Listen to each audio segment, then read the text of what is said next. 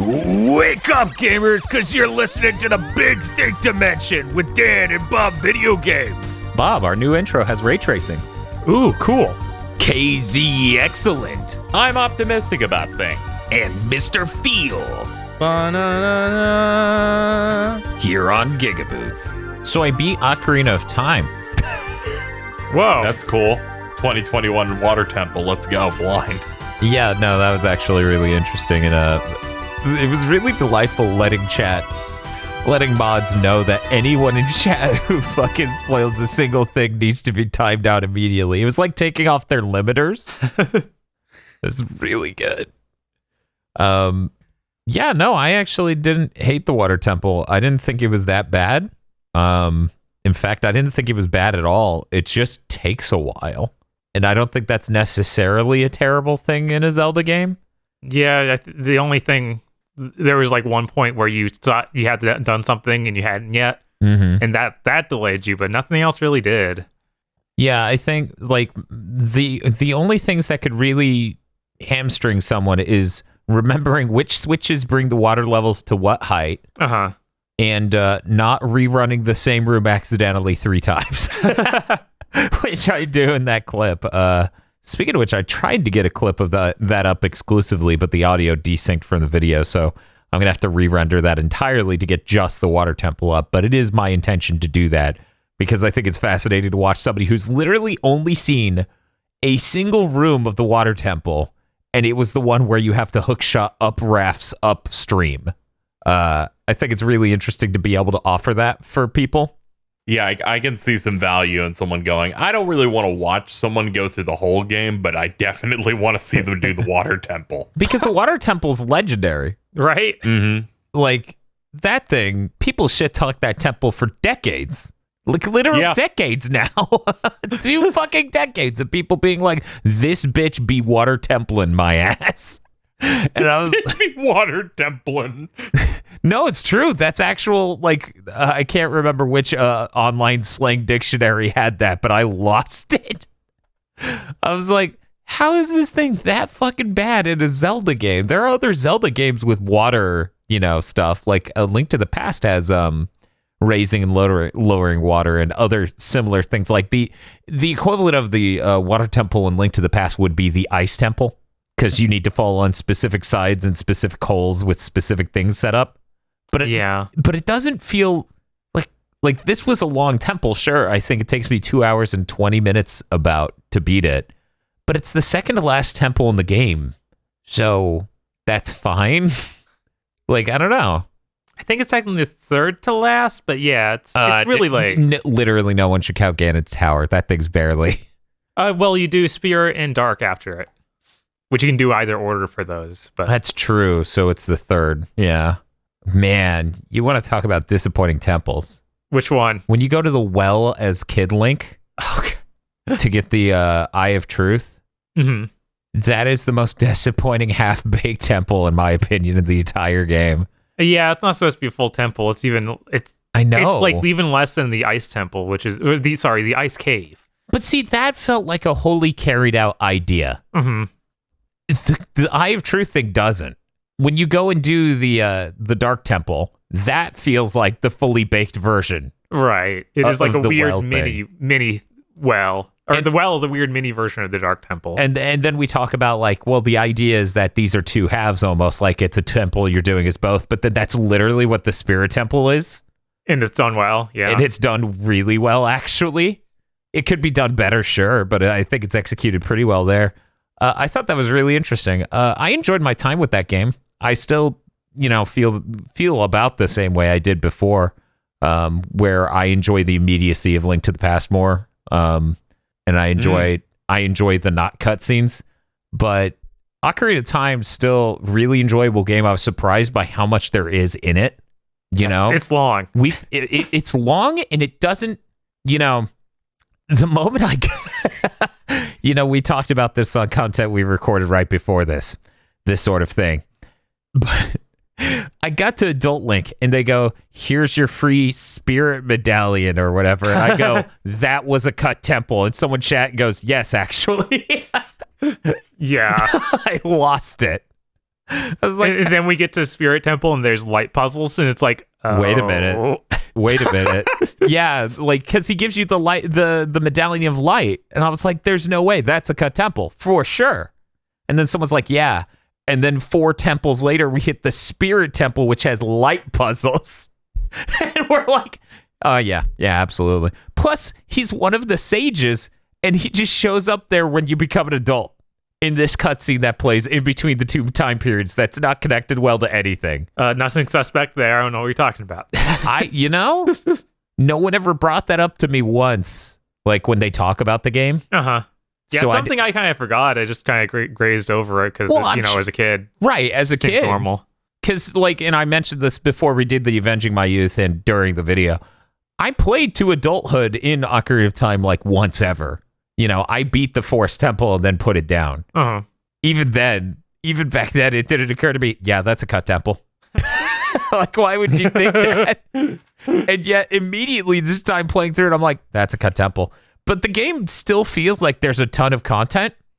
There's many things we could have done that we didn't do at all. We didn't go Poe hunting. Yeah, we didn't go Poe hunting. We didn't go Sculptra hunting. Yeah, we didn't go for heart pieces even. I didn't go for heart pieces. I did fish, but I could have done more. And I may have done more as a kid. Yeah, you didn't get the loach. Yeah, no, I didn't do that. The game is so impressive for when it came out. And everyone knows this. You don't have to say it. Like, you could just go, Mega Man Legends beat Ocarina of Time to the market by like 2 months, maybe, with Z targeting. But then you look at the scope of the environments between the two of them and just laugh yourself to death. Yeah. Because Mega Man Legends is like, Mega Man, you landed here in this weird forest-themed hallway. Run to that village, which is a box. And then go into the dungeons that are also boxes. That are also boxy hallways. Yeah, and it's that are like 4 rooms long each. Yeah, it's really funny. It's really funny how, like, I still think Mega Man Legends as a game structurally, fundamentally, would have aged perfectly if we just updated the control scheme. And I think it's really playable even now. But that's because I've been through it. I wish we could see like them ever get that idea out to the level of a Zelda game. Yeah, and you could see it doing that easily. For sure. That's definitely a kind of structure they could really do. You could see them doing the Zelda game. You could see them doing even in, this takes a little bit more imagination, but really when I'm talking about scope and mission structure and stuff, you could see them doing like Assassin's Creed, where it's just, there's a big hub city, there's a bunch of places to go digging, there's a bunch of cool things to build out. Right. Like, that would be intensely cool. And then it makes you sad when you remember that game, Recore. And you're like, oh yeah, that was supposed to be that. That was supposed to be Mega Man Legends like. It was? Yeah. Yep. Yeah. Inafune was in charge of that, and that was their major thing. I forgot he was involved. Yeah, it's made by him and Armature. And they were like, yeah, we're really inspired by the Mega Man Legends games. And I see how that game is the absolute nightmare version of what I just said. All I remember about Recore is how they released the definitive edition later that was like, oh, this is the version that doesn't have a third of the game cut out. Yeah, no. Every time I think about that, it hurts. Some sick part of me wants to see that game all the way through. Me too. Absolutely. Absolutely. Some part of me just goes, I would be better to know.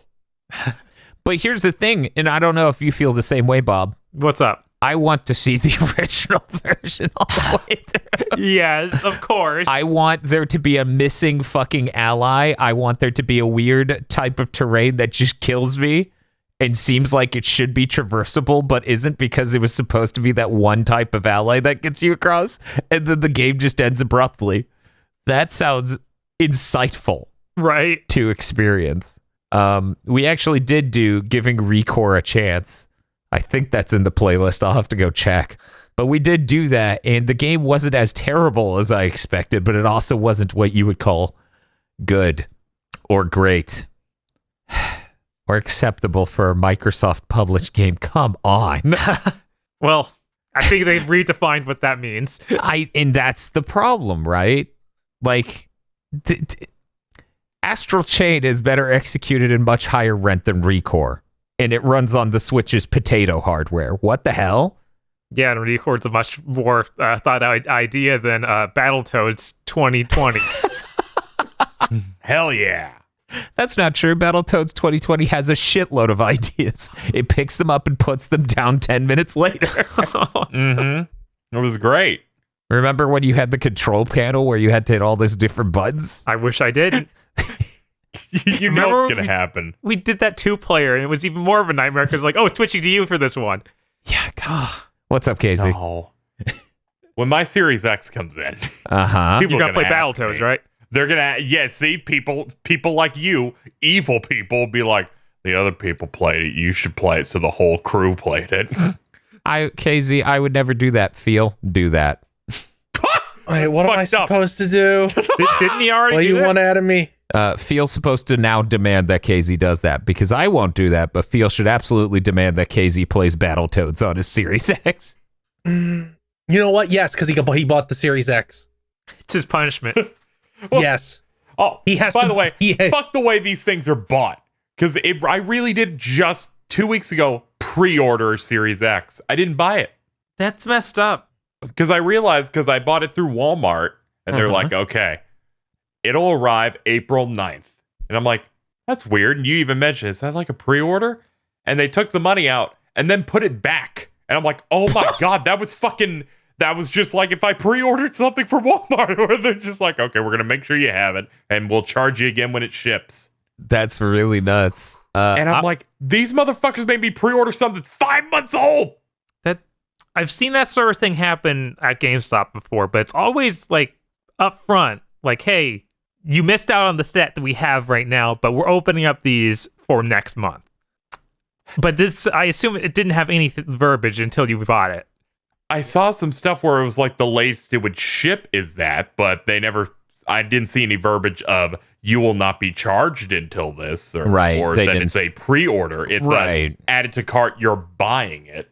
Yeah, that's really weird. We had someone in the comments section say that they did have that experience with their PS5. Huh. But most of the experiences I've been reading about, and, firsthand from friends ordering from different places, like Vox and other people, they get them within a week. They're buying a thing that exists, not pre-ordering an NFT. At first I was annoyed, but I'm like, if this is what they're doing, I'm fine with it. I think my stimulus will arrive by then, so I'll be a bit more comfortable with them taking the money then. Oh, that's but good. Still, what are you doing? I don't know. Guys, Shit's so weird. That reminds me, I was looking into how to make an NFT. Because I was like, the only way that my Gex drawing could upset people more is by making it an NFT. Oh my God. Oh Why my are God, you saying this on the podcast? Oh my God, you have to make literally everything on the DeviantArt and NFT. Oh no. It costs like $40 to $50 to make something in an NFT, you realize? So really just Gex. Yeah, Gex is worth it. Just to upset people. Yep. You two can own Be like, the rights hey, to Elon this. Musk, buy Dan a house. Please God. Things are all right now, listeners, but the neighbor has been blaring their subwoofer for days straight. I talked to them before we did this recording. They say it's going to be fine. So far, it has been okay. If you get a little bass, weirdly enough, leaking through, we're sorry, but I live in a park, bonus. and Bob now lives next to an asshole. Yeah. Here's hoping me or Feel are droning on about something at that time, so I can just mute Dan and Bob's track entirely. Hopefully. But maybe it'll be fine. It'll probably maybe. be fine. It'll probably be Yeah. fine. Bob, you should absolutely do that. you already brought that Gex nightmare into this world. You should absolutely make it the highest tier of performance art possible. You should obviously make $45,000 off of it. Yep. You should do that. That's how it works. I just make the NFT and immediately get money, right? Bob makes it an NFT. He auctions it off. He makes $45,000, and I stop paying him entirely. Yes. Yes. Yay, I get a raise. No. I didn't say I pay you more. Boo! Boo! What the fuck were we talking about before? Gex, NFTs, Video games that you played. I know we were talking about Ocarina. There was a tangent there. Oh yeah, we went Ocarina. Mega Man Legends, Recore. Yeah. Xbox. Yeah, it was a vicious spiral. I don't Wait till think we get the news. I don't think we've ever properly segued through so many things we actually wanted to talk about that in a row before. But yeah, Ocarina of Time, I enjoyed it. I'd still enjoy Wind Waker way more. Wind Waker's such a delightful game. I really need to try that HD version. Yeah, I've been itching to replay that too. Like, it was a really good one. Yeah, because you own that? Question mark? I owned it on GameCube. No, I meant HD. No. Okay. This is... Yeah, I own it on GameCube as well, or I used to. Now I don't, but there are ways now. I think one of the funniest fucking things to happen during that Ocarina of Time stream, and this will be in the Water Temple cut, Yeah. which is what we're calling it, by the way. I think it'll be 2.5 minutes into the Water Temple cut. We're 17 plus hours into the stream, and thanks to our new feature that shows how long we've been streaming on screen, you get to see this and what time of day it is. Somebody came in, not going to name names.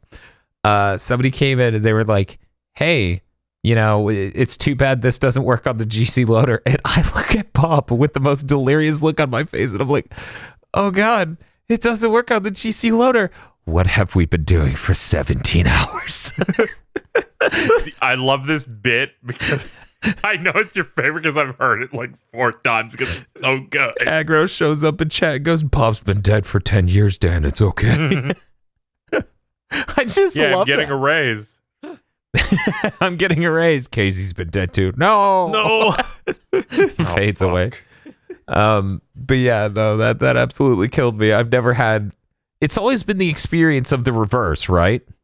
Where someone goes, GC loader works great, and then it shits its pants 5 seconds later. It's never been, we flawlessly played 17 hours of a game, and someone goes, too bad it doesn't work, and we go, well, it is. I don't know what to tell you, Chief.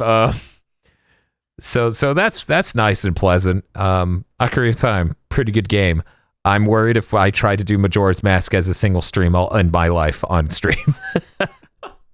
Because that thing seems like a nightmare, not designed to be beaten in any small amount of time. Having to know where all these people go at specific times of day in order to progress seems really neat, but definitely not 20-hour live stream compliant. Maybe if you had... Is somebody out there making...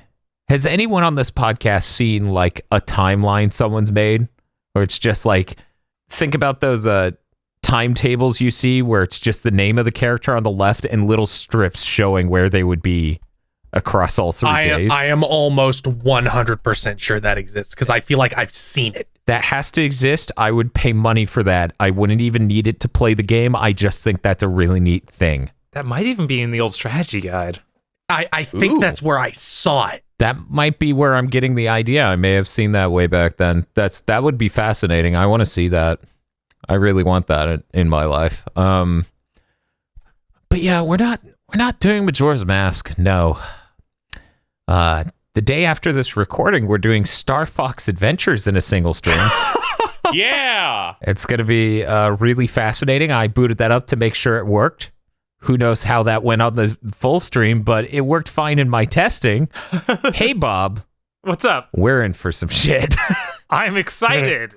I'm so pumped. It's Rare's magnum opus, right? My first Zelda game. Sure.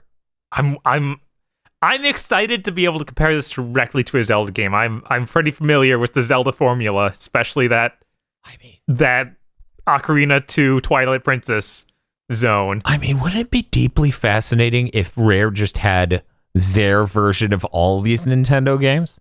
So it's like, here's their Zelda game, here's their Metroid. I mean, they already do it with their Mario, and that was already a nightmare. I'm really interested in tomorrow's stream. Yeah. I'm so excited. We're starting early, as in 2 p.m. ish. Sounds pretty early to me. That's pretty fucking early. You know how hard it is to prep a crock pot recipe in that time? Woof. It's so hard that I'm working on some of it tonight. Yeah, we're literally going to stop recording and Bob's going to start prepping the crock pot. That's fair. But yeah, no, I'm really excited for that. This means that the only post-Super Nintendo Rare games on console that we have not beaten on the channel is Viva Pinatas, Connect Things, Sea of Thieves, which you can't beat anyway. Same goes for those Viva Pinatas. And GoldenEye. So I think it's pretty obvious that GoldenEye stream's coming and none of the rest of that is. Yeah. Yeah, the rest wouldn't make sense, but GoldenEye I think fits. Yeah, I need you to do that stream with GoldenEye where it's like, save the hostages on the boat, and then you open the door and immediately the dude starts shooting them.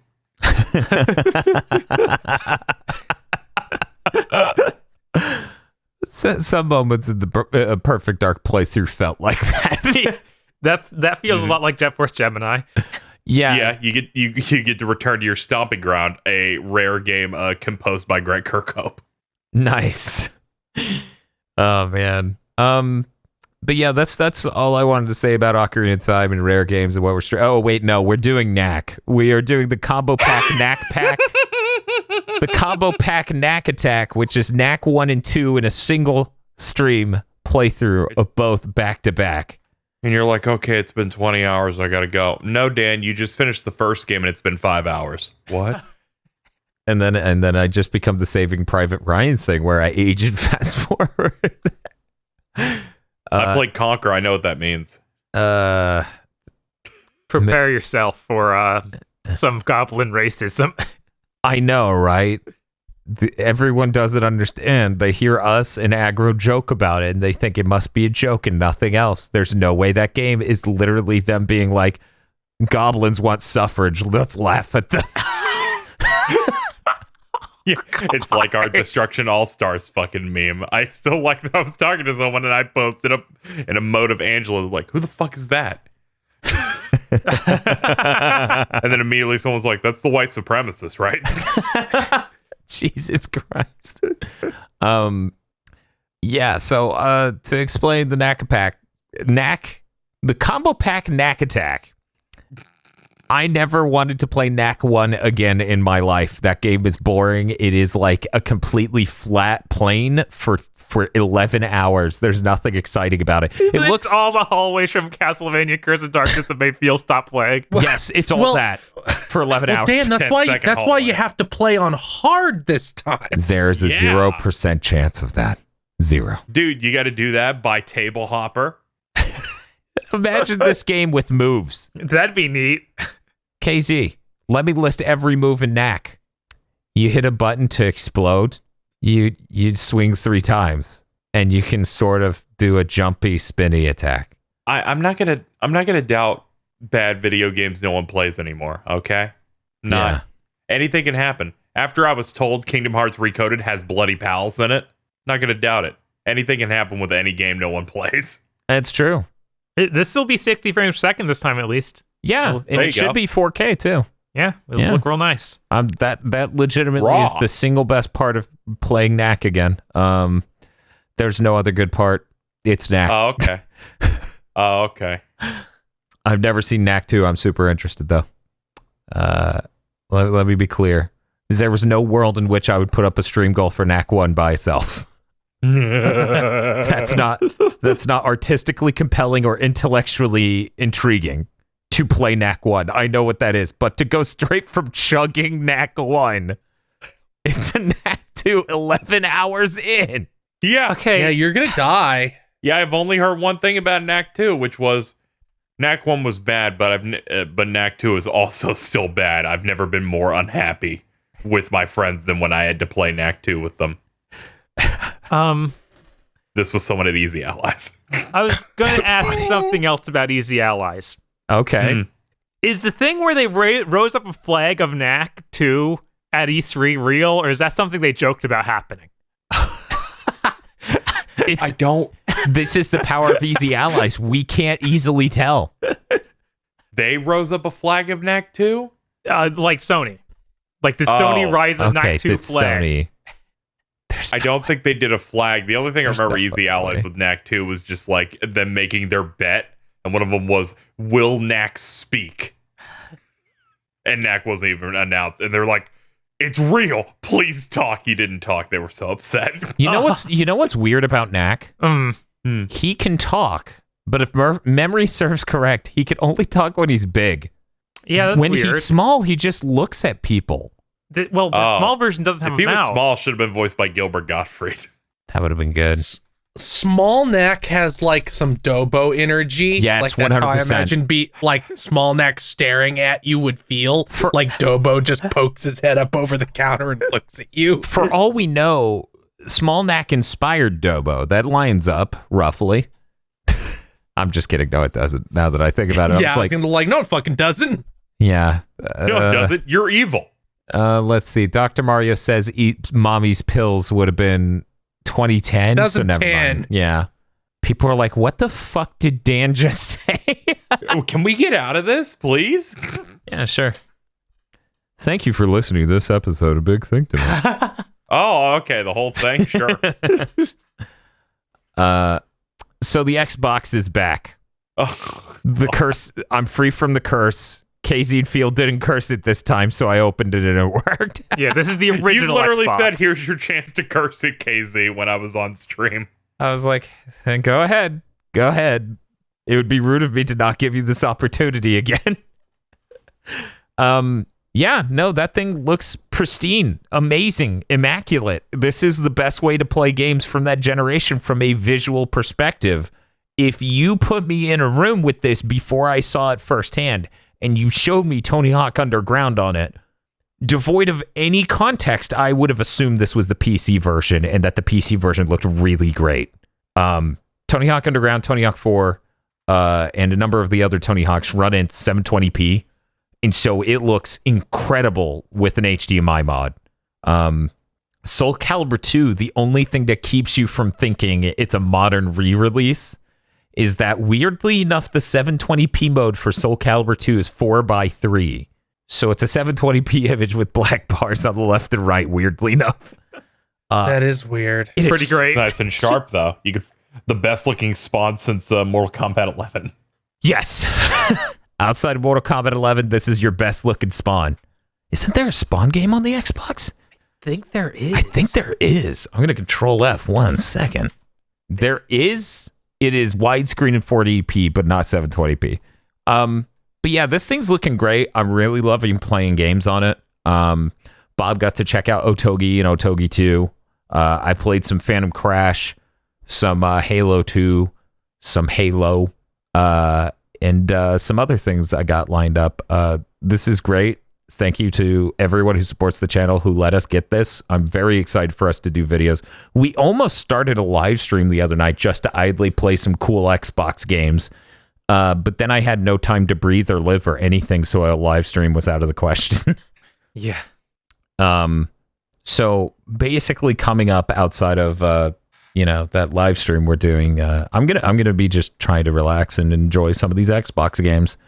And the people who hooked us up with this, who did the mod for us and everything, I'm going to maybe see if I can get them to mod that X Station ODE and the PS1 digital HDMI mod into this PS1 we have and ship that off. Hopefully that'll work out. Who knows? Either way, I'm not rushing on it. You shouldn't talk about this stuff too much because my head twinges and goes, I should buy everything. Buy that. Like No, my brain actually, literally just went, maybe I want an Xbox. I'm going to be honest. The Xbox thing's pretty cool, but if you have component cables, which we somehow ended up with too, I panicked during a themed month. Anyway, yeah, the first set of component cables went missing, and then the deadline was coming up on that video, so I ordered some component cables from eBay, and then after the month was over, we found the first set of cables, and I'm like, Jesus Christ, this channel we run. But yeah, if you have component cables for that and you have no OSSC, you have let's say 85-90% of the image quality of this HDMI. So, there you go. If you got that, then you're doing pretty fine. It's all right. But man, this HDMI looks fucking incredible. So nobody needs it, especially on PS1, where if you know what you're doing, you can make it look damn near close to the HDMI, and I bet I can show that off in a stream whenever that shows up. But yeah, no. Need to get it first. Because a lot of people, they don't know retro gaming channel out there is doing a good job of teaching people how to treat their footage to make it look the best. So everyone thinks you need these HDMI mods to get anything looking remotely good. And that's a shame. And I need to fix that, but I need time. All you need is your Dazzle. You select S video instead of composite, and then it looks completely different. I remember when I got that, I was like, this is a game changer right here. My DVC 100's popping off. Mm-hmm. This PS2 footage looks sharp. KZ, I was going to ask, which day of the Kingdom Hearts marathon unintentionally just became us talking about capture cards and tech nightmares? That was yesterday. What number, though, for the viewers? I think that's day 12. Okay, that's what I thought, but I wasn't going to say because I haven't been living the marathon, so I could easily get it wrong. Yeah, we were finishing up Kingdom Hearts 2, so it's the last one of those, so part 4 of that, where it Stickman Sham discussed old televisions and CRTs because he's also been poisoned, and then it became capture card and technical stuff, and I got to go on full cruise control because I think you went on a 30-minute bit, and I'm like, this is great. I don't have to think. Yeah, I was like, I'm here to save KZ. He could just play the game, and me and the other co-hosts in chat, we'll all talk about this. It was funny because... it was so good. I'm like, I'm ordering a pizza. KZ's like, my first capture card was a Dazzle, and it looked like crap. And I was like, my first capture card looked great, but it was a nightmare. Yeah. Because that's really fitting, yeah. Yeah. Like the thing looked immaculate, but it was like, the Sony S's refresh rate is slightly out of standard. I won't let you record it. I'm like, why? It was like 2008 for me. 2008 or 9 picked up that Dazzle. And then I went for what many considered the peak of video quality. Hapaj's HD PVR, that giant brick. Yep. Yeah, I remember that giant brick. Mm-hmm. Awful. We have a local YouTuber back then who was inspired by us to start their YouTube channel, did Minecraft videos, used that. Yeah, they used that for all their console capture stuff. So I've seen it before, and I've sneered at it before. Oh yeah, easily the biggest capture card I've ever owned. Yeah, awful. Yeah, did not run very well. It used its own recording software that I think was also bad. And I think I jumped on some of the more smaller form factor stuff like Avermedia and Elgato stuff, and that's worked fine. Shout out to when Razer sent me a capture card that was broken immediately. The Razer Ripsaw, ladies and gentlemen, it might be the worst capture card I've ever received because it didn't work at all. You know, I'm very interested in having a positive relationship with Razer as a brand, so they should send me that fucking COVID mask already. Oh no, don't. God. They need to actually produce that. Yes, they do, actually. I forgot that's a thing. More importantly, send me a free 8 kilohertz mouse so I can review it and then say, hey, I bought a Razer mouse. Well, it was sent to me, and it didn't break immediately like my last one. People always get it, go back and forth about phones. When are you going to get a Razer phone? They have that. So everyone, this is a rare occurrence. KZ has pulled a thing in tech out at me, and I've looked at it like, what the fuck is this? I forgot they made a phone. Yes, in fact... Do they still make phones? I'm going to go ahead and say I respect the Asus Republic of Gamer phones more than the Razer phone. I think that's an easy call. I remember at the time, Carl, I think, bought one. God damn it, Carl. Apparently, Their phones looked cool at the time. It looked cool at the time, so you can't say it looks stupid now. That's cheating. It's like they gave up a couple years ago. But I could see how it was tricked. It's like, oh, it's shiny tech stuff. That is my friend who bought $3,500 worth of Kamen Rider accessories. I'm not surprised. Jesus fucking Christ. Over what? When you have to own every single collectible thing they put out for Kamen Rider Gaim, it ends up costing a little bit of money. Not even a good one. You picked like the worst one you could. You're the only one I think I've seen ever who doesn't like that one, so I can't be sure.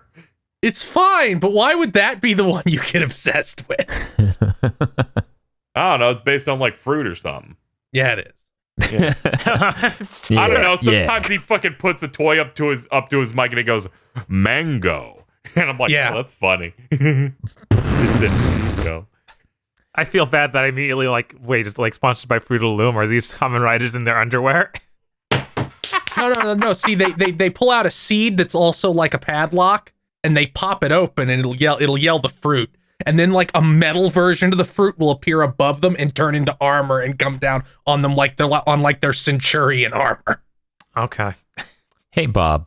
See, don't you never want to hear about that again? Yes, which is why I'm going to say, so that's all I've been playing, Bob. What have you been playing? Well, guys, I got the hot new game. Fuck, I forgot. Go ahead. What? Magic Legends. Oh, I saw you post that. Is that good? It just entered open beta. Ooh. For people who don't know, this is a Magic the Gathering based Diablo-like action game. That's I thought online this was always. a card sim. There's no loot. What? It's really bad. Bob, Oh. how is it possible to make a Diablo like with no loot? Well, you get rewards for beating whole stages, which for some reason it's broken into weird stages. They're called missions. You teleport to an instance zone, which however many people you queue up with, and then you can get cards, which are attacks. This sounds like Marvel Heroes. I didn't play enough of that to know. And that was the mobile thing, right? That they then tried to split off into other stuff and then exploded. There was a PC version, but you go through missions and then get loot at the end of the missions, and it's like Diablo. It sounds exactly like that game. Yeah. Because I had friends who were huge into it. And it's it's exactly like that. The missions are very similar in structure to Destiny. You go to point, fight off a wave of enemies, go to next point, fight off another wave of enemies. Usually you don't even have to click anything. You go up to something and your fucking little magic balls I gotta scan this. Some orcs are about to show up. Kind of, yeah. It's No. It's that was every mission I did. There's 2 tutorial missions, one that teaches you stuff, one that does nothing teaches you nothing and is just really long and is that sequence of events over 10 minutes. And then I did a third mission, which was a co-op one with other people, and it was the same thing. So I don't think there's much in the way of diverse content in this game. Also, it's probably got the worst pathfinding I've dealt with in a game, Diablo styled, in a very long time. What was it? The way I experienced this, Bob, is I'm watching I was watching Vox. Yes, Vox. Vox is playing a crusty old DOS game, so now you know why I confused it for Retro Island Gaming. And she's running around in this game where you click where you want to go, and her character just runs into a fire pit. And she goes, "No, don't run into the fire." And Bob's like, "Sounds like magic." I was like, God, how is its pathfinding that bad? Yeah, you can click to the other side of a tree. They'll run into the tree. They'll just run straight into it. There is no pathfinding in this game. I feel so bad that you're the person on this crew brave enough to do this to yourself all the time. I mean, the good thing here, right, is I didn't know this was out, so Bob did me a solid. Yeah, because I legitimately like Magic the Gathering. So do I, not as much. I like Diablo. So in theory, this is for me. Oh, yeah, I forgot you're into magic because you're evil. No, I'm into magic. The way you taught aggro. Okay, I did teach aggro with some deep malice in my heart, but you didn't have to sit next to him in English class, so you don't get to say which one of us is truly the bad guy. Exactly. I'm gonna be honest. I can't imagine growing up with aggro. Yeah, you don't wanna. Believe that would have been the funny thing you keep at arm's length. Like, you don't even know the level of terrorist he was. But then on top of that, I'm dealing with the fact he looks like the writer of Penny Arcade the whole time, and it's just a nightmare. No, did you please? No, he admits that himself. He knows exactly that is true. This is not an exaggeration. This is not a fabrication. Of course he does. He just looks. Eyes. Yeah. No, it was severe. Anyway, so Bob, magic. Yes. You know that I told you I did that mission co-op, right? Yeah. Co-op partners can progress dialogue without you seeing it. That's how I want to experience Diablo. Yes. Could you imagine if Steve could have progressed the dialogue when we were playing Diablo with him? He would be like, "Shut up, bitch! Click, click, click, click," and then just run off, and we're like, So "What is happened?" the equivalent of that fucking Link to the Past co-op shit you did? Yes. Yes, basically. Basically, that same experience of, well, I'm gonna just read this. Oh, no, I guess not. We're fighting monsters now. I guess I'll stand here like a fucking idiot. And just like Magic, you have summoning cards. So you can summon your monsters. You can only seemingly have one active at a time, but it doesn't really tell you this. And it also isn't immediate. So, like, I have a golem summoning card. Uh-huh. I summon the golem. Yeah. He takes out and fights stuff. I summon another golem because the way it rolls your hand is like every time you use a spell, another one can replace it from your deck. Okay. Which is kind of neat. Yeah. But then the other golem, the first golem, will still stay up and active for like a couple seconds. Like it goes long enough to make you think they're both going to be active at once. But then for seemingly no reason, he just fades away. So I don't know if that's supposed to even happen or not. It's weird. Yeah, that's weird. Also, they don't properly enemies don't always have their health bars over them. Mm-hmm. And you can be in a team with people who are summoning very similar looking enemies to the things you're fighting. This leads to a lot of confusion of what am I trying to click on even? I'm not sure. I don't know what's actually a threat in this moment. Hit detection can be really bad. You have I chose the fire summoner. He has a fire or a jumping fire attack. Mm-hmm. And sometimes they'll clip with an enemy and then just not do the attack part. So you'll jump into them, they'll stop animating, and you won't do damage. What? Wait, what? Yes. Like you just land on the enemy model and then it goes, well, that wasn't the ground, so there's no explosion? Yeah, that's seemingly what happens. What? Could you imagine if the barbarian did that in fucking Diablo? You do the whoa, you do the leap, but then the leap just does absolutely nothing, and you get stun locked. That's It's baffling. I don't know. So when is this thing supposed to not be in beta? I don't know. Who knows? Maybe they're gonna have a moment like spoilers for news, Back for Blood, where they're like, we're pushing our way back. Yeah, I don't. Did you hear about that? Yes, I saw that. Yeah, they pushed that back to October. For people who don't remember, that's the Left 4 Dead game being made by Turtle Rock. Yeah, it's probably for the best. Yeah, that's probably for the best. There were some rough points in the beta for sure. So yeah, a few more months would be nice. Well, isn't that the one with the fucking dying because you can't climb a ladder? Yes. This is a good episode of Big Think, if you ask me. Yeah, I was a big fan of that one. But that's all I have to say about Magic Legends. Not looking forward to that. Pretty disappointed. Oh, the one good thing. When you beat a level, you have a button to progress to the next area. And it says Planeswalk. So you hit the Planeswalk button to move on. That's really good. That's the only tweet I saw from you about that. So I was like, what the fuck does that mean? Well, see, they're called planeswalkers, right? That's yeah. Nope, that's it. Yeah. If you expected more, I got nothing for you, man. Bob, that would be the equivalent of if in Call of Duty style, you walked up to a thing and then it said press F to Tempest. I don't know. That would kill me. Something about planeswalk as a command in a game. It's really funny to me. It's very strong, way stronger than anything else in the game. That's funny as hell. Did you play anything else? I did. Okay. I finished DS9. Oh shit! I actually didn't know you did that. Yeah. So that was pretty. I can't believe you played that 95-hour game. It luckily wasn't that long. It did have It did stop feeling fillery.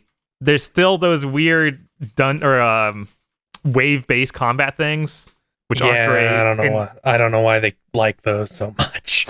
Half of the times you go to this other dimension to fight stuff are those, and then the other half are this other mode where you go around trying to break all the crystals in an area. Also not great.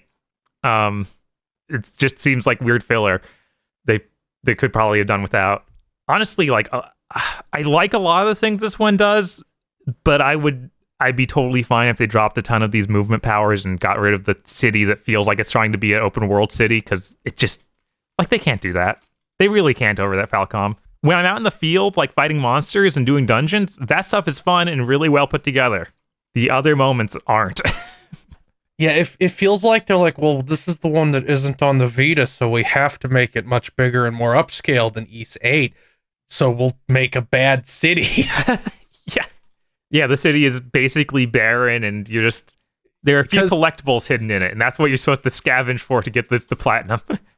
From the sounds of it, this is just Ys 8, but with like big open world things and movement powers to move around in that open world thing. Oh, and it runs worse. Well, I play on PS5, so it runs great. Well, it doesn't run at 4K 60 like Ys 8 does. It does not do that. Oh, that's a shame. And I guess I need to go back and play 8 so I can get that direct comparison. Because if it is just like this without that other, like all the fillery city stuff, that's probably better. But this was a really good set of like characters. You join what are called the monstrums, and each one has a different personality trait.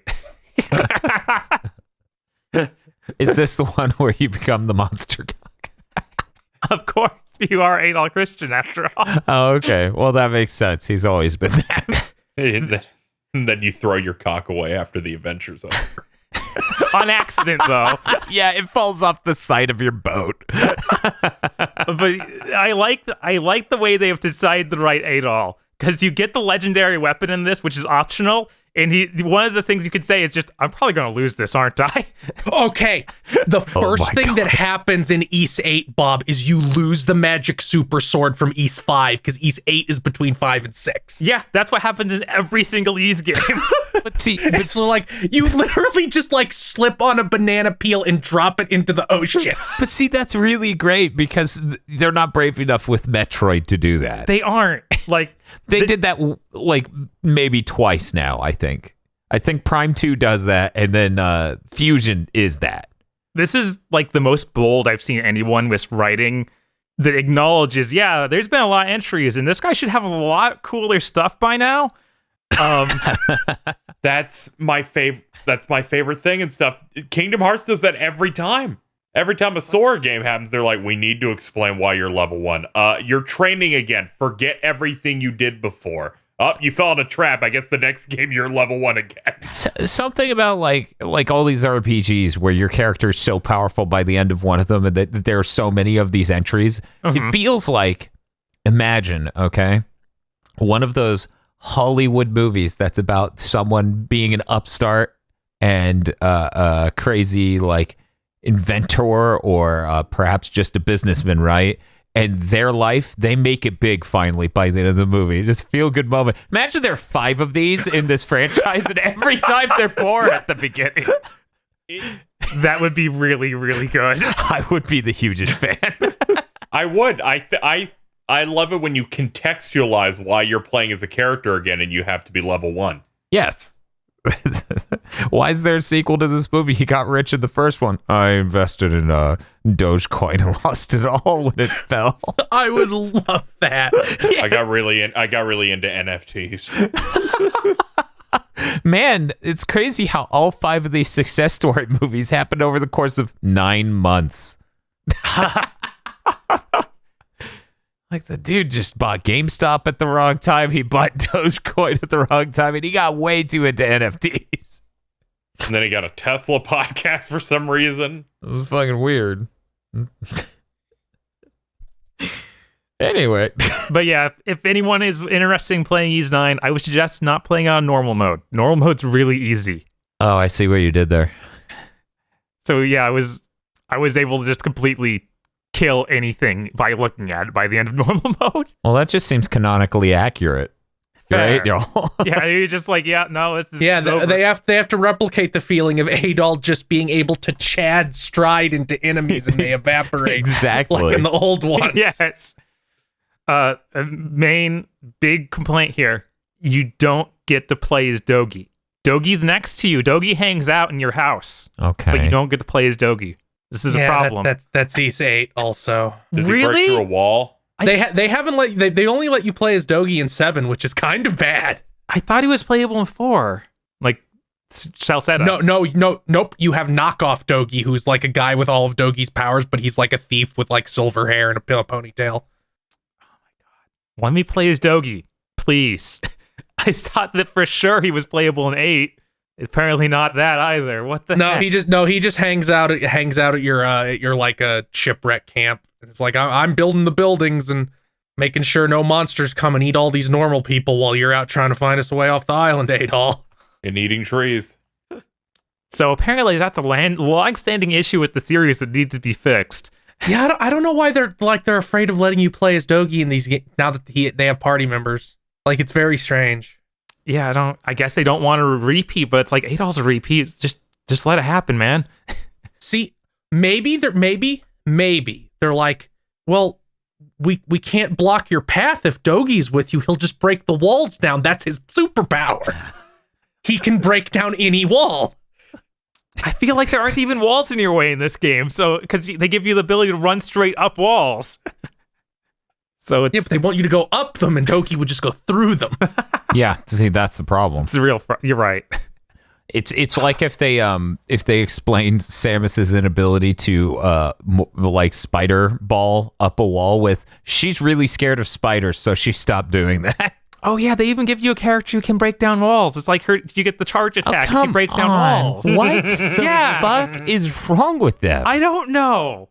This anti-Doki agenda needs to be ended. Yeah, absolutely. Just make them like the two you always have, and then design more people.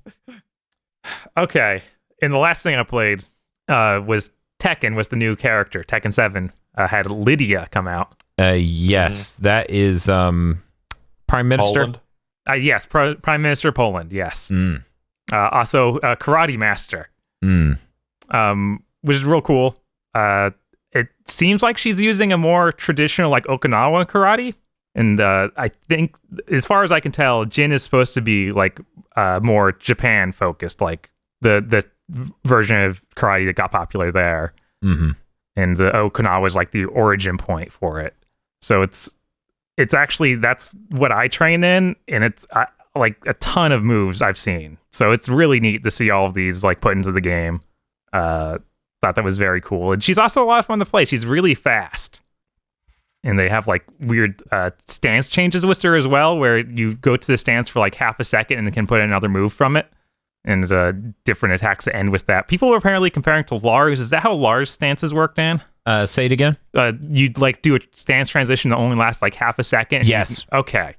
So that is similar to him. That's great. Yes, he definitely has certain stages like that, where it's just a very temporary stance.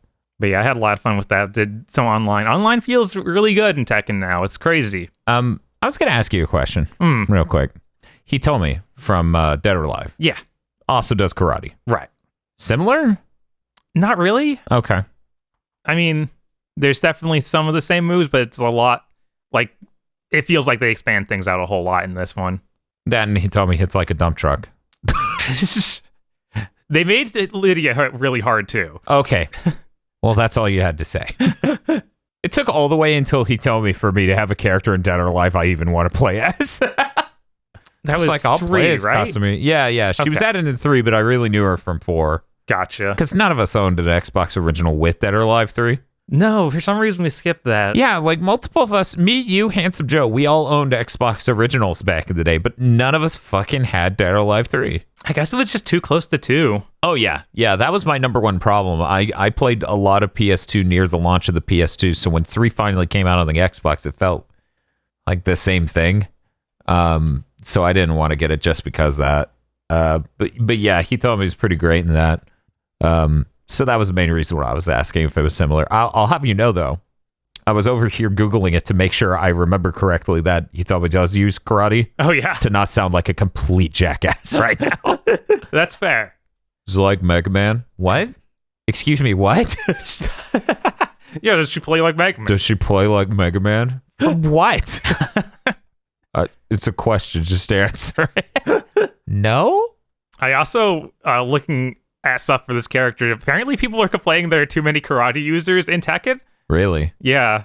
Which Is that their sword issue? Yes, apparently there's some. It seems like a really small sect. It doesn't seem like the sword issue of people for Smash Bros.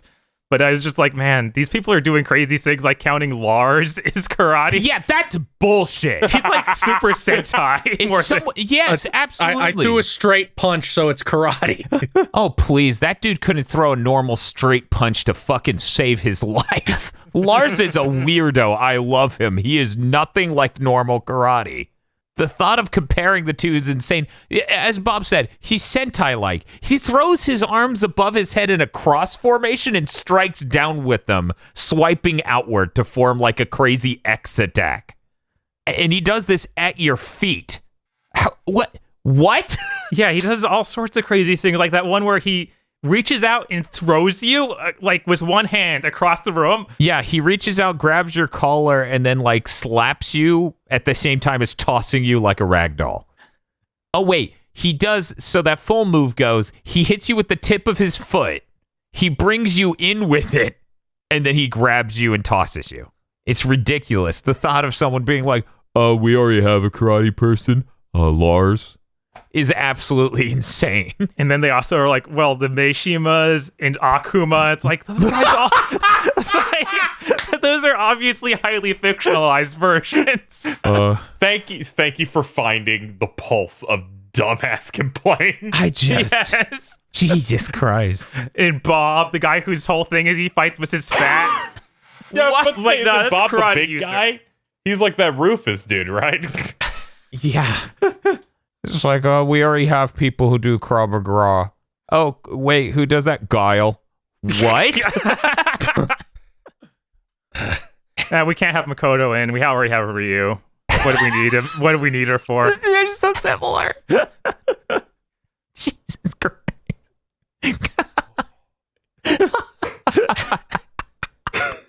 Was that it, Bob? Yeah. Okay, cool.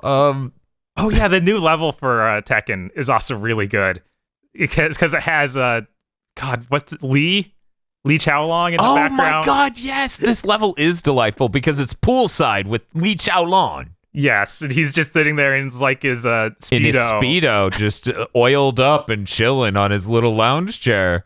And it brings back one of the best songs from Tekken. It's really good. It's don't a even know song what it's from called. 5. I believe it's Dark Resurrection. The Dark Resurrection version of 5. That song's real good. I think that level came back in Tag 2, if I'm not mistaken, or a level that was inspired by it. Probably. They've been good about bringing it back, so it's cool to see it finally here on 7. Plus, Lee's in the background, and if the trailer's anything to go by, he just occasionally gives you the thumbs up and he goes, nice, or whatever. Yeah, excellent. Oh, that's right. He goes, excellent. Yeah, I don't know if that actually happens in game. It might be. Just I feel quietly. like that's a very Lee Chaolong thing to do. Right. That dude's so good. His endings in 5 are so good. Oh man, I need to try that sometime. You know what they need to do? What's that? A PS5 version. They really do. It loads slow. It's at 1080 or something. Yeah, it's at 1080. 1080 or something. It's at 1080 on PS4 Pro. So on PS5, it's also at 1080.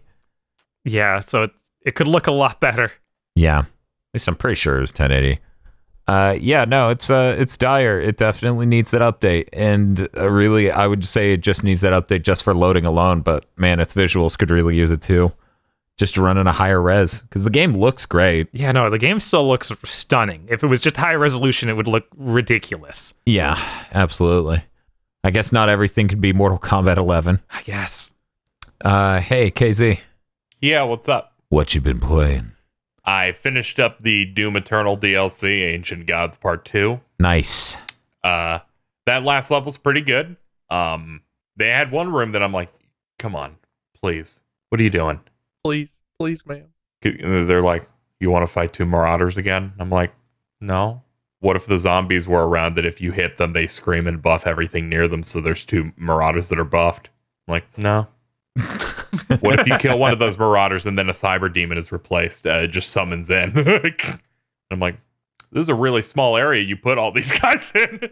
I'm basically running in a circle to just forage for health. But yeah, that went okay. I like the last boss a decent bit. It has this weird mechanic where what it does is it has like energy like swords and stuff, because you've seen the big red guy in like trailers and stuff.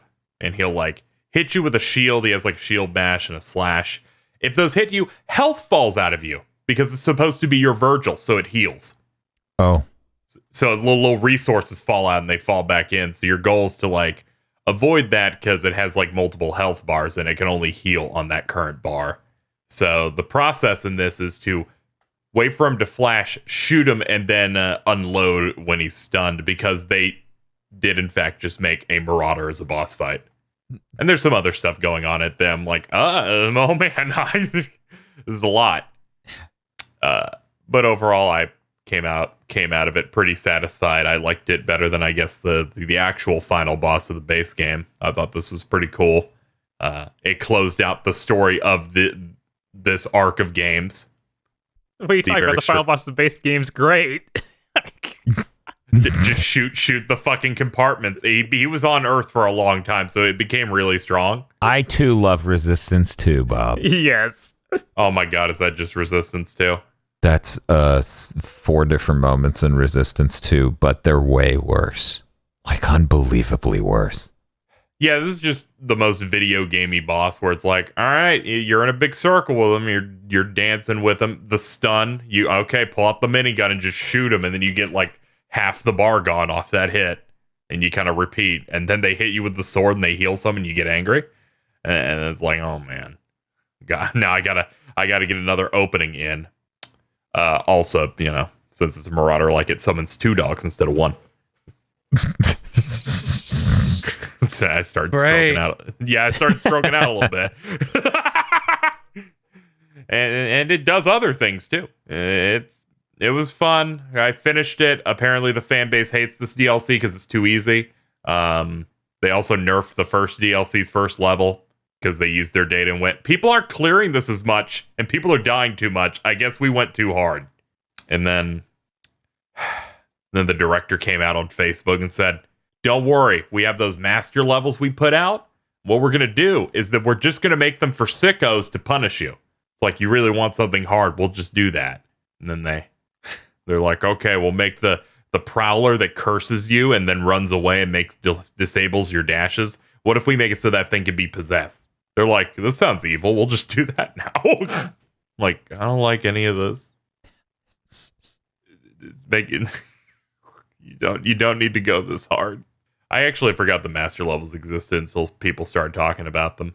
But yeah, they seem like they're going to be supporting this game for a long time, like with the Dark Souls invasion mode that they still haven't added, and the next gen update that will probably make the game load in 3 seconds. And God, wait, that mode isn't in the fucking game yet? Wasn't that in the 2018 reveal trailer? Yes. Yes. They pushed it back.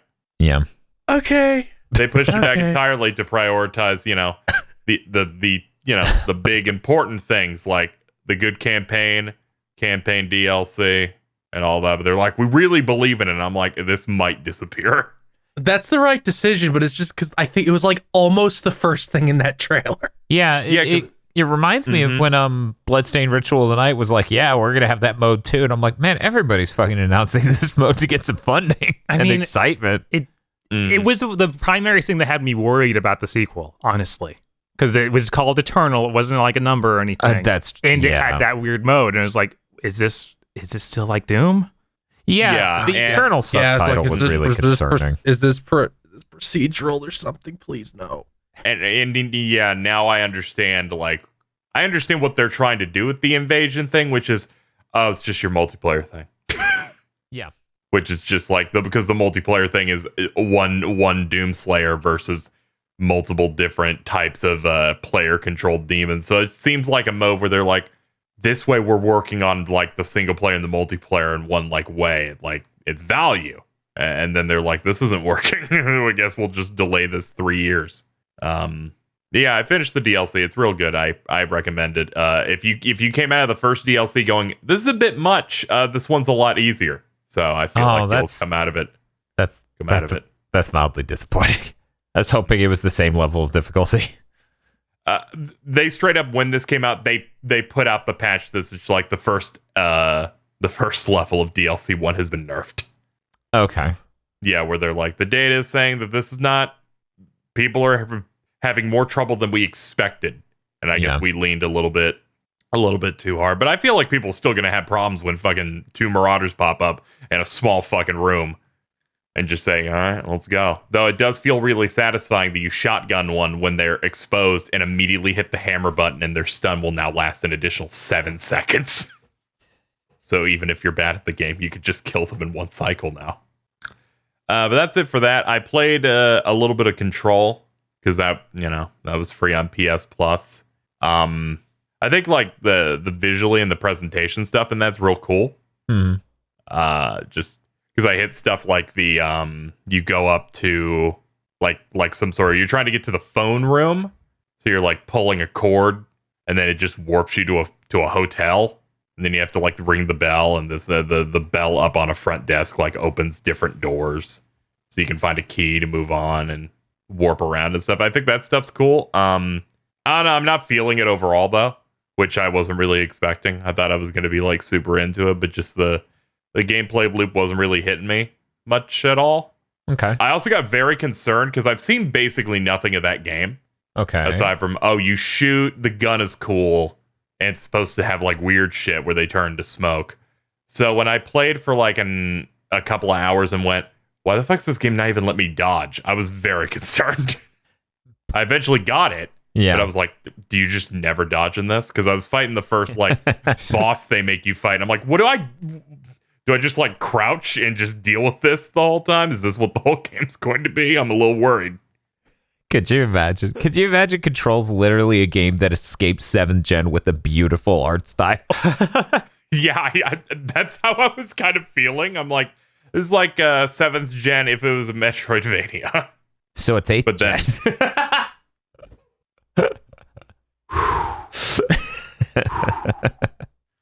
whatever, Killzone Shadowfall, this is not.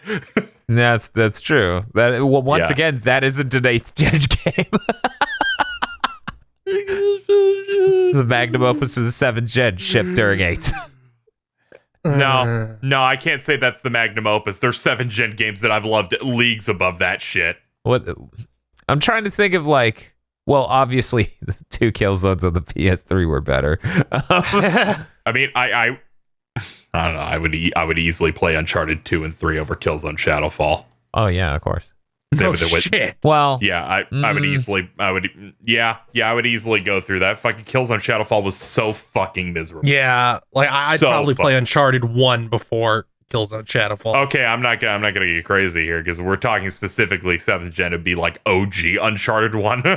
Real quick, I'm gonna go ahead and say, out of intellectual curiosity, I'm with Feel here. I'd rather go through Uncharted 1 again than Killzone Shadowfall. I do remember enjoying that more and getting through it the first time I bought it. Unlike Killzone Shadowfall. That is true. It's much much faster. It's like maybe like 8 hours, maybe more if they're probably about the same length, but it definitely. Killzone Shadowfall took me 5 hours. Yeah. Killzone Shadowfall isn't that long of a game. It's probably shorter than Uncharted 1. But I blacked out most of my experience with Killzone Shadowfall, if I'm being honest. Killzone Shadowfall feels like the Uncharted 1 boat mine section, just the whole game. Yes, it does. all right. But yeah, I play many 7th gen games over Killzone Shadowfall. I mean, yeah, as I said, even in the same franchise, we're better during the 7th gen. Yeah, that's so depressing. Yeah, I guess Control's fine. I'm not feeling it too much. I don't know if I'll go back to it or not. The shooting feels fine. I like the haptic, like the trigger things. Ooh. Feels nice to like press down on each shot, and then with that you're just mashing out shots. That feels real solid. But and it hasn't really hooked me. I'm just kind of like, they're like, go over here and do a thing. I'm like, all right. Feel was right. You just go over there and you just start shooting things. That's how you solve problems. Mm-hmm. But occasionally it does cool little visual stuff, and I'm like, oh man, I want more of this. Yeah, it visually has, like, it's hard to find a parallel in gaming, honestly. It's so stylish in the way it presents objects and things and areas to you, how it transitions between things. It almost comes off as like a svelte artistic film. Every time I put the title card of any sort, I'm just like, oh, I have to keep playing. Yes. Every time you reach like a quest important area, and then it just puts the big white text with big booming sound. Yes. Like I'm like, this feels good. Every time I'm like, I'm glad there isn't a slot I can slam money into because I would the moment this happened. It gives me some of that serotonin. But yeah, maybe I'll try and chip away at more of it because I know it's well liked. I'm like, maybe there's a part that really gets me hooked. But if it makes you feel better, Eric really enjoyed all of the game except for the combat. So even he was like, please stop making me fight people. So to some extent, there's more than one human who feels the way you do, seemingly. Yeah. I don't know. I'm glad I didn't buy it, I guess. They definitely backload that game because like the whole first big chunk, I'm like, this is nothing. This is like, okay, if you weren't fighting weird smoke monsters, this would be like indistinguishable from like a military shooter almost. Because I'm just going around the industrial facility. Yeah, I get worried about that. Thank God it has a map. If it didn't have a map, it would start slowly feeling like my experience playing The Surge. Ugh. Where I was just like, I'm lost. I have no idea where I am. That's it for me, though. Okay. Dave Feel, what you been playing? Okay, first I watched the Snyder Cut, so you don't have to. Hello, I'm Feel. Don't dig too much into it. I'm going to watch it. Just do what I'm going to do, KZ, and walk away to pee. Okay, you're right. I'll put my headphones down. Enjoy talking to him, Bob. Oh no, I was intending to watch it too at some point. I'm not going to spoil anything about it. I'm just going to talk about my impressions of it. I'm sorry, Phil. You have the reputation of one of our highest spoiler friends. You're going to have a reputation from a corpse pretty soon. I had fun. If you're not gonna like it, if you're the type of person who intends to go into it hostile to Zack Snyder, like if you're a person who's still really mad about Man of Steel and Batman vs Superman, of course you're not going to like this movie because I haven't seen Batman vs Superman. I've seen Man of Steel. I think this is better than Man of Steel. If it's better than Man of Steel, it has to be better than Batman v Superman. That's literally one of the worst movies I've ever seen. I'm doing that. I'm going to watch every Snyder film and just rate them and see, because I haven't seen any of those. Oh. It was good. I liked it. It was fun. I'd like to be in the timeline where he gets to make more of these. I think most of it I liked because it was going for something that I was enjoying and not I was laughing at it being terrible. It definitely has some of the Rise of Skywalker energy to it. Where you're like, I'm looking at a video game cutscene and this is a giant movie. That's delightful. Yeah, I love those. There's definitely some parts where it's like, okay, cool. For these 30 minutes, we are now inside a cutscene for the next God of War game. We're just there now. It's 4 hours long. Yeah. The fact that I got through it and at no point wanted to die is a pretty strong endorsement, I feel, considering it's 4 hours long. Yeah, Batman v Superman was 2 hours long, and there was like every 10 minutes I should leave the theater. So yeah, that's got me something. Oh man, I'm so excited to see these. I'm gonna watch like the fucking ultimate cut of fucking Batman v Superman, because that's the Snyder cut of that one. That's the people said that it added scenes and made it better. Yeah, I saw those people going, makes it a great movie now, and I'm like, I'm sure that's wrong, but maybe it'll raise it a point. Those people are insane, and I knew they were insane, and then I allowed them to explain and outright disrobe their sanity in front of me, and I'm like, okay, what did they add to make it so much better? And I didn't even say it in that tone, right? I was incognito. I was like, oh, that's really interesting. What the killer's inside the house? What sort of thing did they add to make it that much better? And they go, let me explain. They have a scene that explains why Batman maims and brands people. And I'm like, oh, okay. Well, that's I guess there's a scene that can explain mutilation.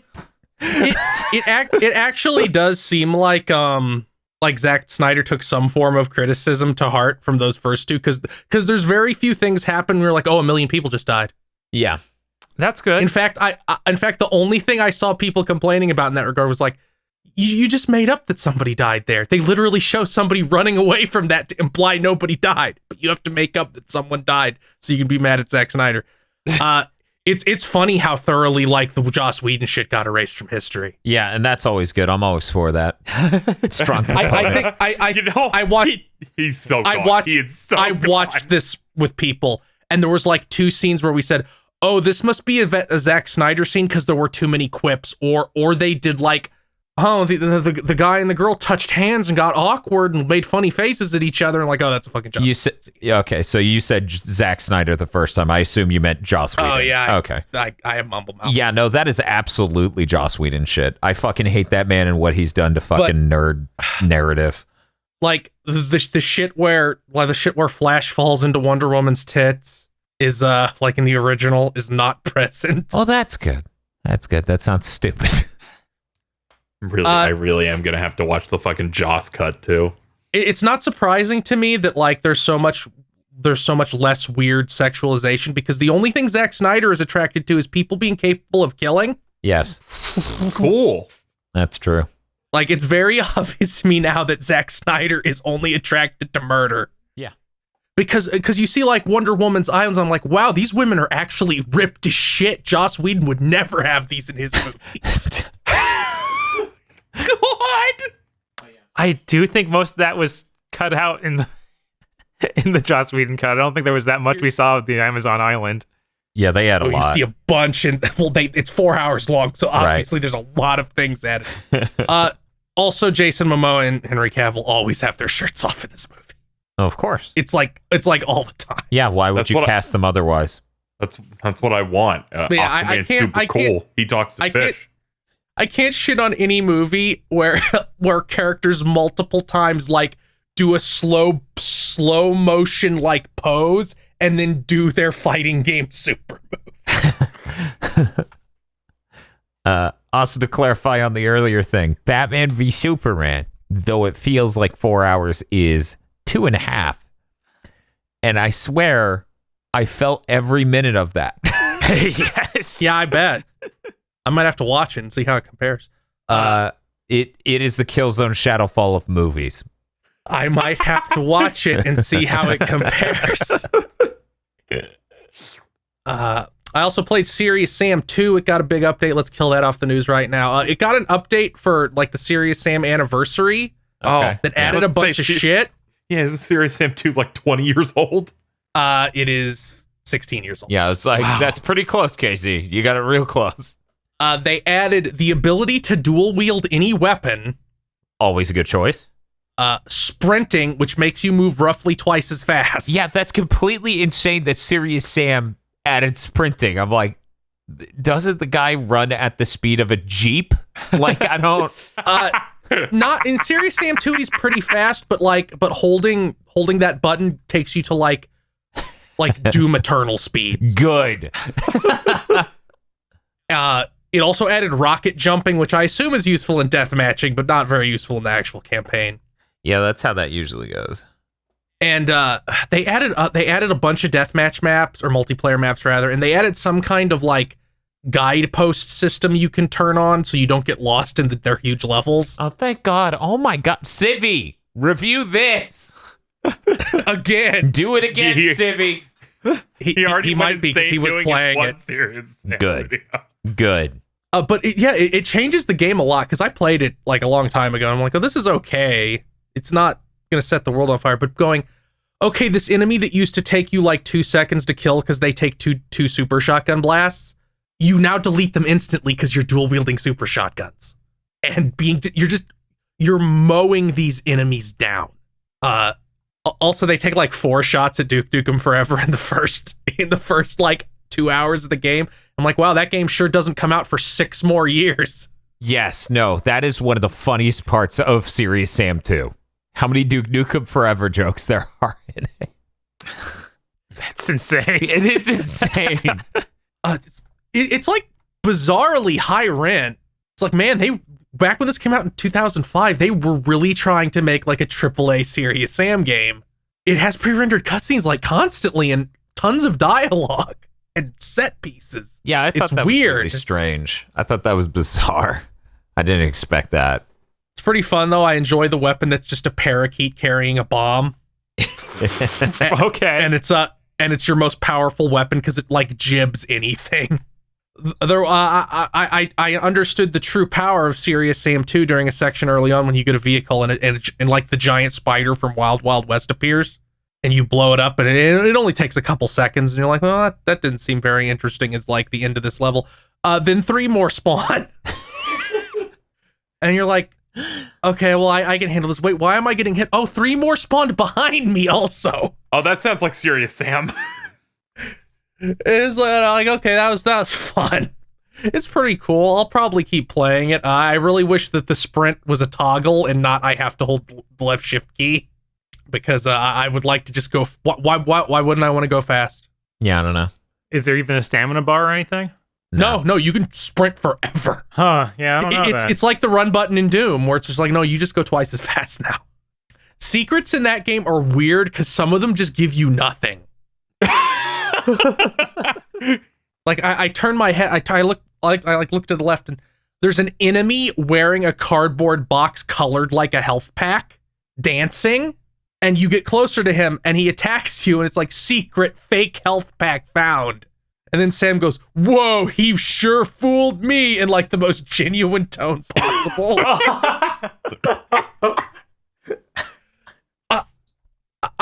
I don't know what it is about Serious Sam, but he doesn't have the energy of like a cool Duke Nukem type hero guy. He has more the energy of that guy who was sort of cool once, but then got really drunk and washed up. And I think a big part of it is the voice, where he just sounds like he's been gargling gravel. And this kind of feels like it leans into the energy of him being washed up a little bit, which I think is funny. Let's move on to the horrible one. I did want to ask. Yes. Is the suicide bomber in Serious Sam one of the greatest enemies in all video games? I really like the ones in 1 and 3, but the ones in 2 are different. They like actually have a head that's a bomb and run at you instead of being headless and holding 2 bombs. They still scream though. Yeah, I love them. I played a decent bit of a first encounter with friends because that was funny because you get the cannon, then shoot them with the cannon and kill them, and they get angry at you. Yeah, but the kamikazes are like, they're like the most memorable Serious Sam enemy. Yep. Which is like, okay, I get that's a lot more memorable than robotic T-Rex ass that has a normal T-Rex head just like glued to it, like it doesn't have a torso. It's the ass and then the head. What? With rockets on it, and that's one of the enemies. It's like a big class enemy. Is it a Kino Fabino enemy?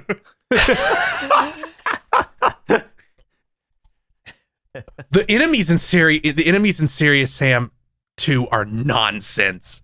They're like, there's zombie mobsters in this weird jungle tribal level. What?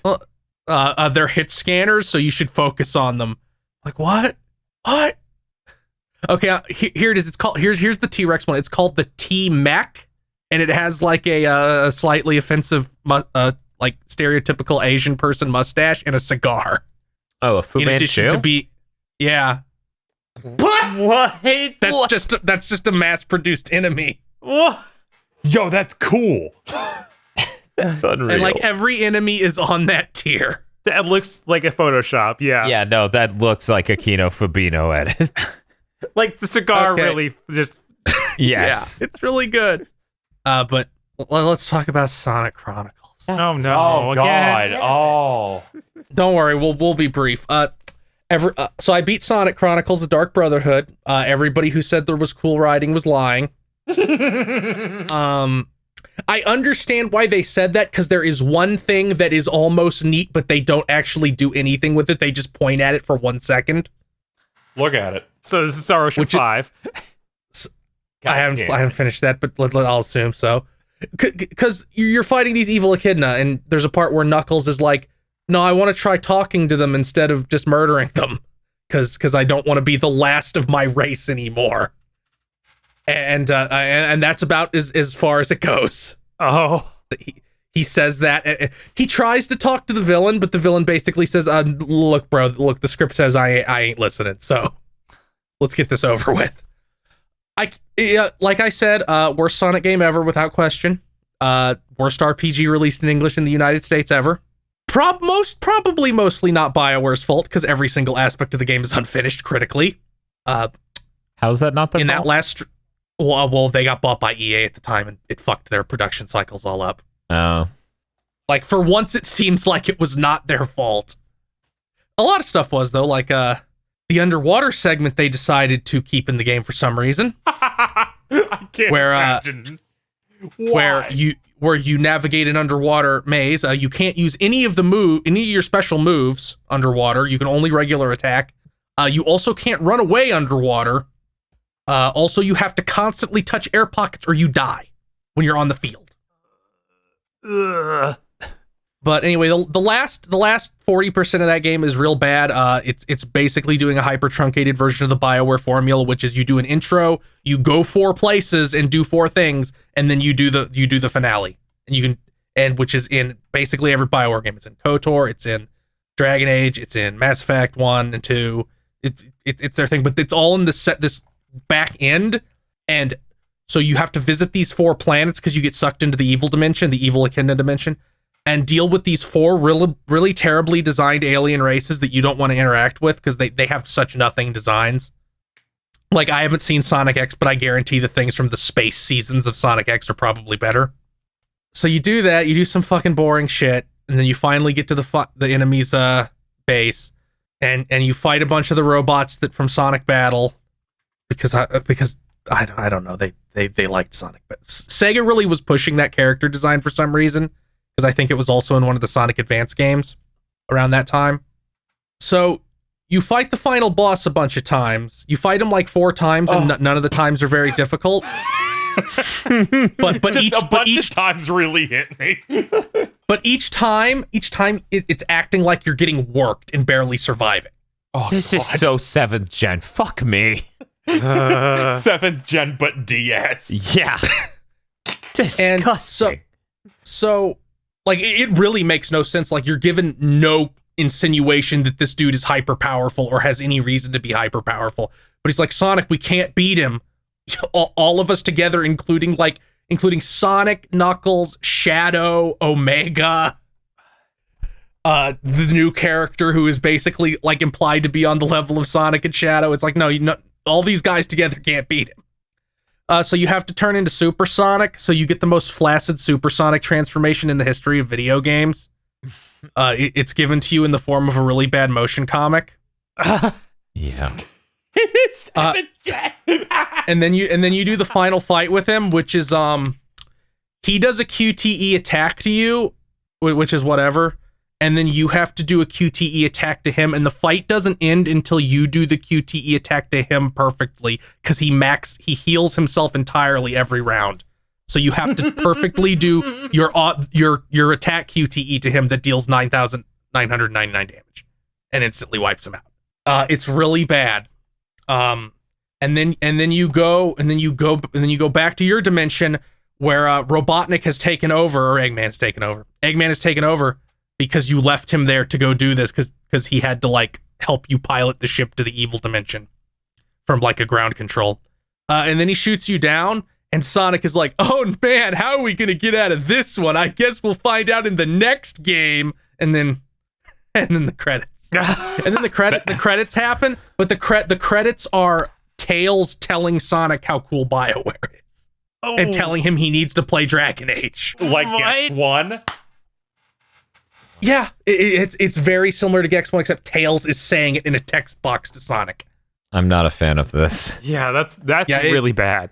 It's bad. I'm never going to think of it again after today. Good.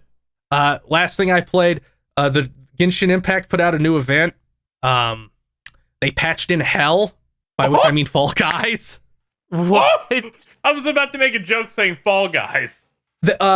So they added a bunch of stuff. It's called like the Windbloom Festival. It's like the follow-up to the thing a couple months ago, like 2 months ago or 1 month ago, that was like the Lunar New Year type event.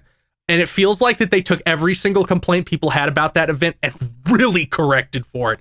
Because the last event really sucked. It was like do these 4 really bad chore quests a day for boring generic NPCs and play that bad tower defense minigame over and over and over and over again. This event, it feels like they listened to people's complaints like, hey, why are there no characters in this event? Like, why are none of the characters in this game part of this event or the story? So you talk like every single event has 15 characters in it in this new like festival event. And then they added like 8 mini games. They added an archery contest, which is just shooting. They added like a fall down from a really high place with your glider and collect things. They added a rhythm game with like 4 songs.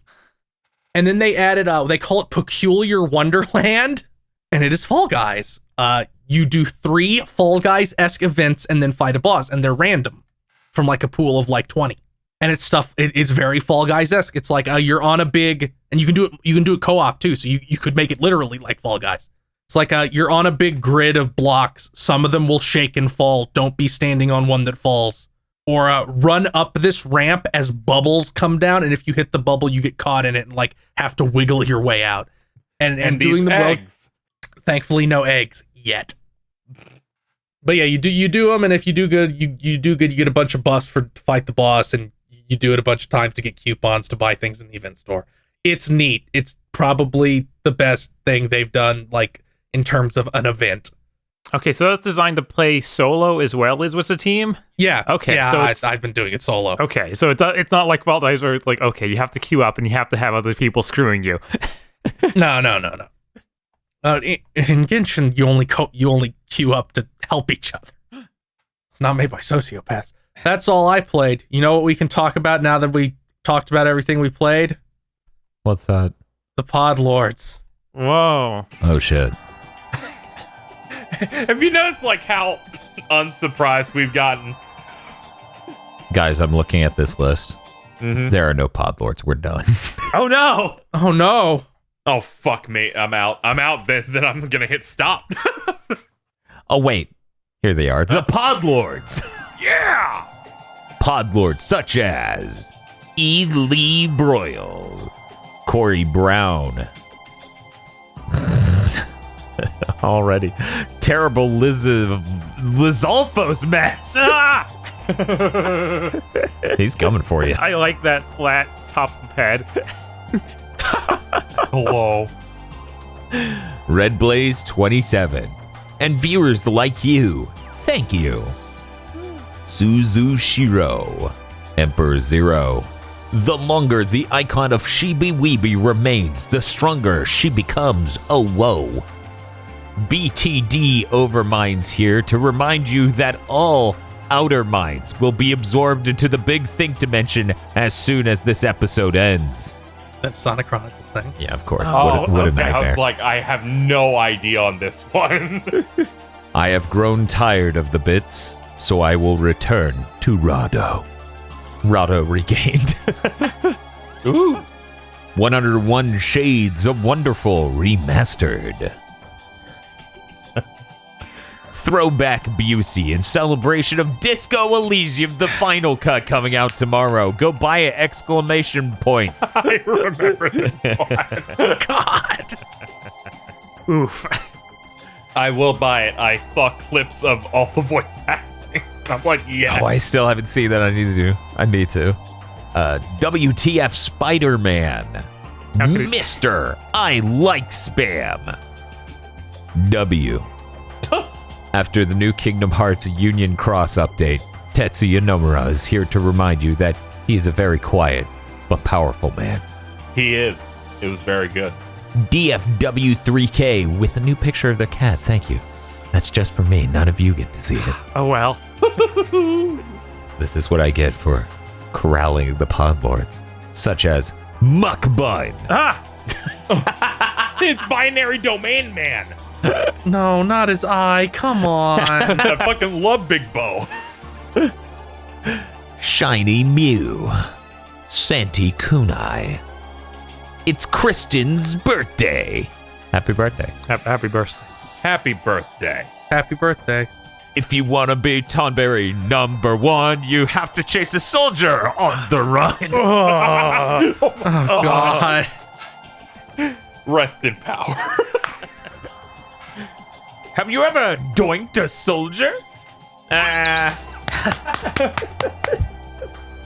Masterful song. It is so good. Devil Summoner Rindo Kusunoha versus Digital Devil Saga. Switch Edition! Oh, fuck. He's got to upgrade to Switch Pro Edition at some point. And then I get really quiet. Switch Pro Edition. New Super.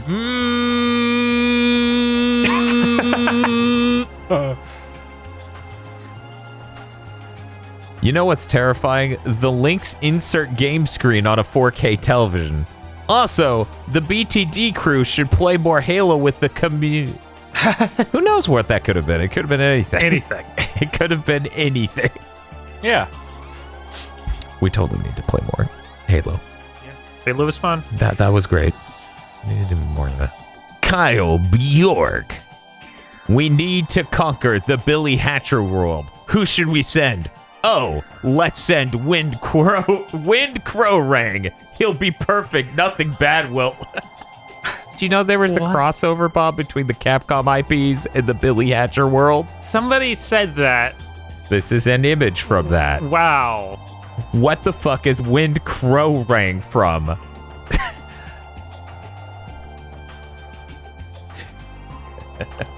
I'm gonna look completely fucking wrong compared to every other image, but it came in late. AG's Bird Fact Time. Joust is a game where you ride ostriches into battle. Why have I not heard of this game until now?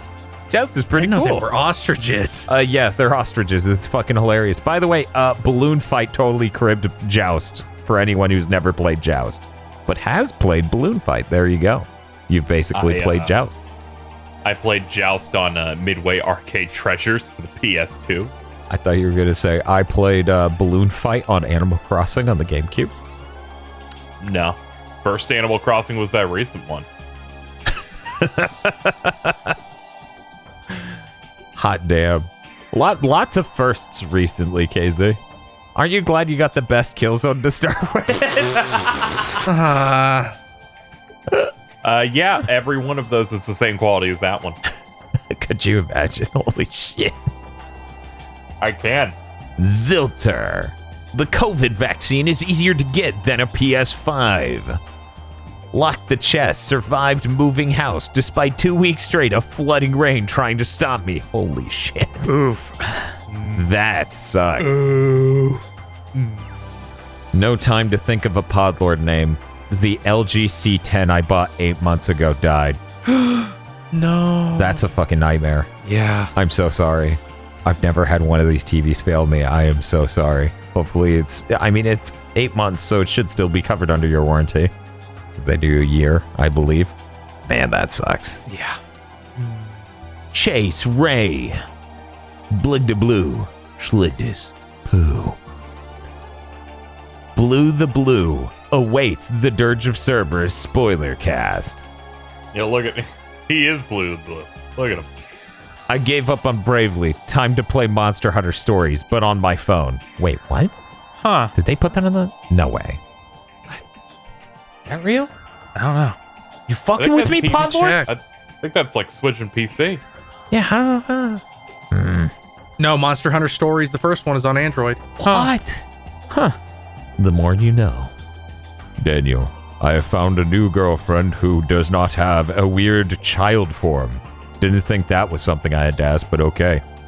Podlord, end this bit.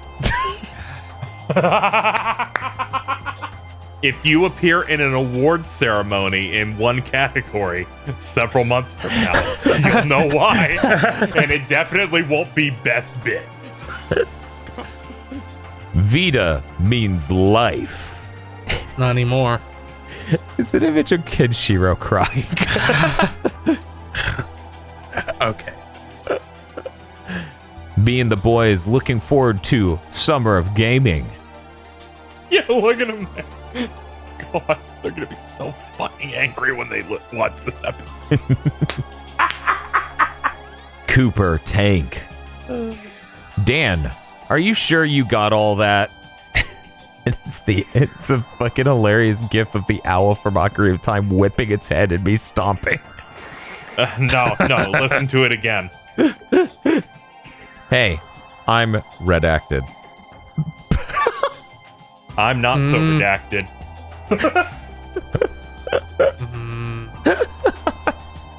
That's it. Enjoy And the we're moving image. on. Lamu. Hey, BTD crew. I have a tiny adventure for you. One of you needs to be the main character, you see, but which one of you will it be? And there's no context here. There's nothing. There's an image. I will show you this image. This image does not qualify for context. Yeah, I don't know, man. I don't know what this is. I'm sorry, we failed you. I've got nothing on this one. Use KZ. Bio-Busey. No, Dissolves in water. not the scientists would know about that. Crystal Dynamics. Toho. Highly responsive to rebar. Oh. These people are criminals in the Podlord section this time. Yeah, that's rough. Who hurt you? Besides us. I'd rather have Ninja Theories, Toho, alternative facts, and fuck you. I gotta go. Behold, fellow Podlords. Art. Indigo Sykes. Swag Marth. Buzikinator. I think I got through that fine. Unironic Andy Bogart stan. And Payoff Truck Become Podlord. Ooh. Thank you very much to our Podlords. Thank you, Podlord. Thank you, Podlord. Thank you, Podlords. And if you'd like to become a Podlord, you can go to our Patreon at patreon.com/gbpodcast. For as little as $5 a month, you get many benefits, such as Cursed Content Club commentary track. Stop it! How did that work? Sorry. Cursed Content Club commentary tracks where we watch bad movies. Cursed Content by Committee, our Patreon voted Cursed Content show. Extended Armchair Dev Pitches where we more thoroughly discuss our ideas. And early access to Chugging Bleach and Mondo Cool, our 2 anime review podcasts. That's patreon.com/gbpodcast. Sorry about that. Are you, though? No, he's not. I'm like, whatever. We're just hanging out. I'll just do a couple bubble pops. It's no big deal. Did not expect it to hit harder than Mr. Sandman. The inconsistency makes it much worse. Hello, everyone. Welcome to BTD 113 news segment. We're going to blast through some stuff real quick. Apparently, Fantasian, the Hironobu Sakaguchi game, will be released in 2 parts. The first part will be 20 to 30 hours long, and the second will be released later this year. To celebrate this announcement, they released a Nobuo Uematsu track for the game. I hear it's good.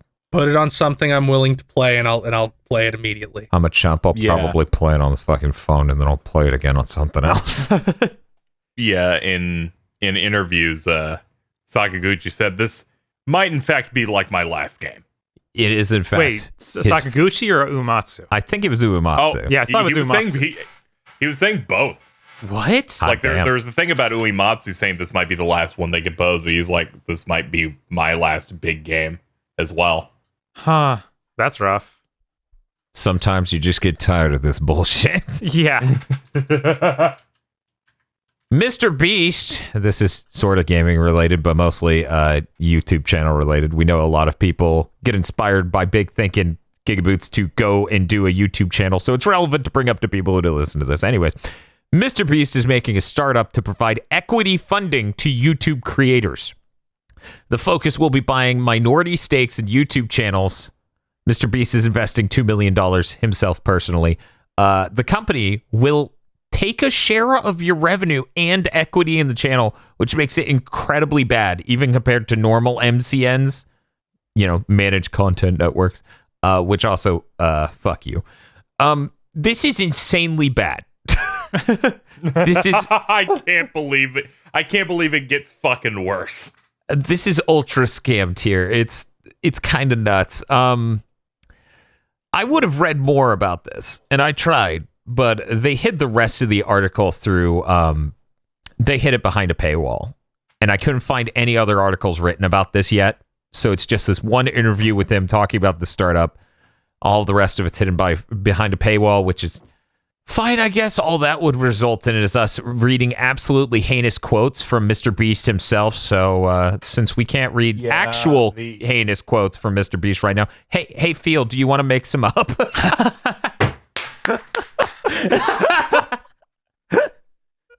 I don't really know anything about Mr. Beast, so I can't really come up with anything.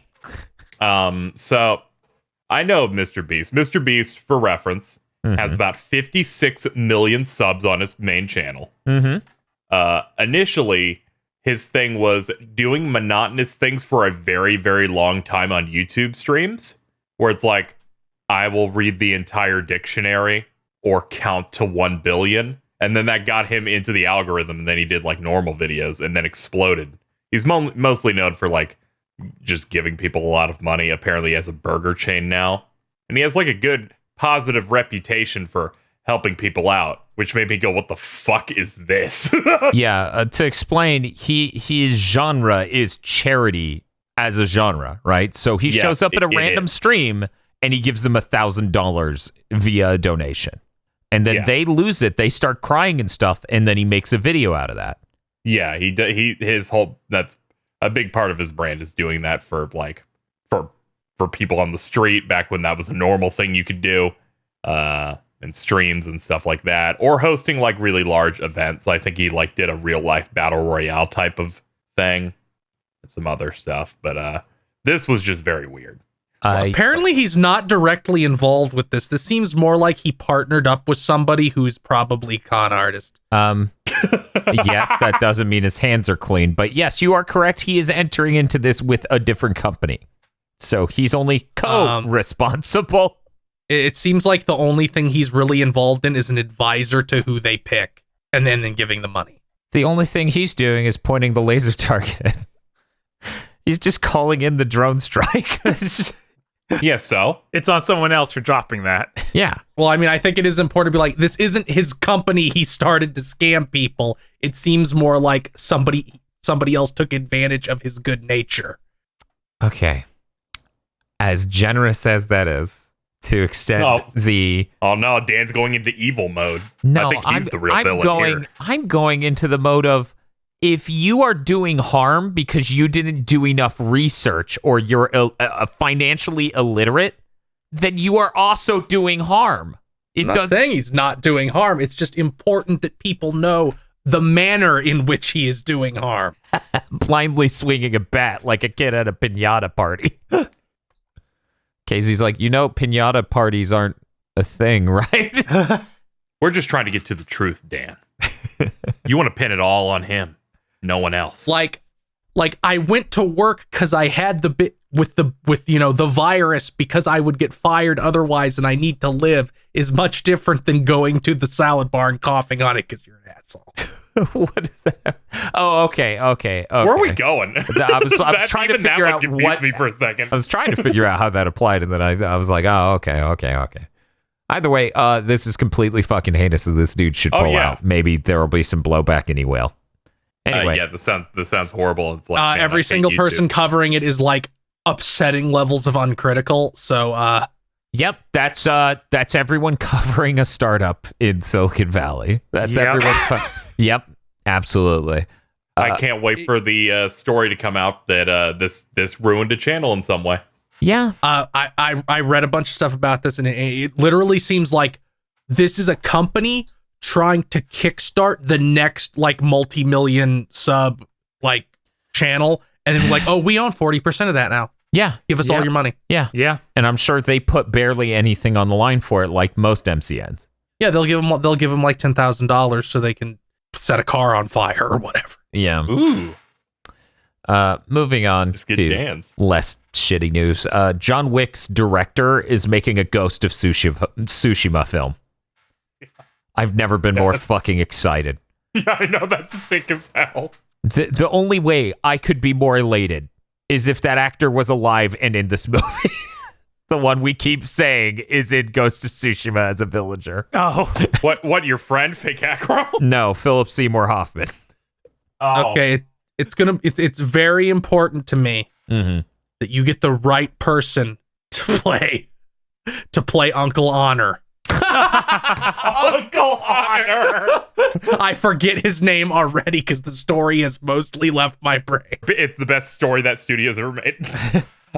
Please stop saying that. it's a Red Pill Murder Grandpa. Yeah, Red Pill Murder Grandpa, not Uncle Honor. That's ridiculous. Oh wait, you're talking about Red Pill Murder your Grandpa uncle. Ishikawa. Oh my Yeah, god. I'm not talking about Morty. I'm talking about Rick. I'm talking about his uncle, who's like Jin. Somebody turning away from you in the middle of a fight and you cutting them is dishonorable. You're not very honorable. That's not very honorable. Everyone play Ghost of Tsushima. I think we're really selling it. Yes, it's really great, actually. Maybe not for a second playthrough. That's all my news. Let's move on to KZ. What's up, KZ? We got Resident Evil Reverse open beta is happening April 8th through the 11th. I'm excited to see that because it looks terrible, but in a fun, terrible kind of way. Or I'm like, oh, it seems to just be dumb deathmatch with transformations in it. Yeah, I'm excited to play this and talk about it on the podcast. Thank you.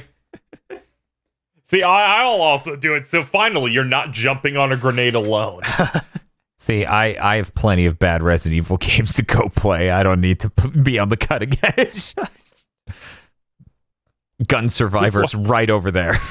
But this one's great because it's still the old maps from the remake, but they had to shrink the character models so that they could have multiple people running down hallways. Great. Okay. Yep, because you can't have like 4 people in a hallway in fucking RPD if it's set up like the remake, so they just made everyone small. That's really funny. We got some news that all it did was confuse people whenever I saw it come up. Microsoft has rebranded Xbox Live to Xbox Network because they got bored, I guess. To which people said, it's to differentiate it between the paid thing, because Xbox Live is just their online service, but Xbox Live Gold is the paid online service. So they wanted to differentiate it, so they're calling it Network. This is something people saw hints of in August. So really, this is replacing Xbox Live Silver. Yes. Which they may have not referred to it as since the 360. Yeah, I don't think they've had that I know. verbiage. You said that and it blew my mind. This just comes off like, yeah, we have this really recognizable brand name. We're going to get rid of it. Yeah, like when Blizzard was like, we don't need to make a Battle.net. It'll just be Blizzard launcher. See, this gets even weirder for me because Nintendo has, the eShop and Nintendo Network, right? And the PlayStation has PlayStation Network. And it's like Xbox felt left out. A little bit, yeah. And they're like, where's our network? We make a network. Why didn't we call it network? And someone else is like, because we were trying to launch that TV channel, remember? Oh, yeah, that's right. How'd that go? Oh, it didn't go well. Spielberg got real mad and left. I like this voice you do for Xbox because it is 2 degrees away from being Little Nicky. That's terrible. We're gonna buy Warner Brothers. I'm trying to impersonate Joel Hodgson. I had to think about whose voice I was going for. I was like, what is the Mystery Science Theater guy that isn't Mike? Got it. As made famous by Bob's Gex pitch. Anyway, moving on, KZ. Short and to the point, Gotham Knights. That's the games as a service, I think, co-op-y thing with all the characters that aren't Batman has been delayed to next year because they only showed it once, and it was like, Yeah, this was even this year, honestly. Same. They announced this, and I was like, fucking, what? Of course it's not. What? You thought you were shipping the next 12 months? Yeah, that's like, what the fuck are you talking about? This was shipping this year. No, it isn't. It's like someone being like, hey, just like Hogwarts. I'm not going to be able to make it to the party, you guys. And everyone just looks at each other like, this bitch wasn't invited. That's how it feels as a moment. I don't know. Real awkward. Maybe they'll be able to launch a service game, a Destiny-like, and have content. We'll see. No, that's impossible. I know. It seems that way, right? Unfortunately, they're like 0 for 40 on that, so I'm gonna say no. But hopefully, it's fun enough, like Destiny, that they can just ride it out. They can ride it out like some sort of Outriders. No, Outrider.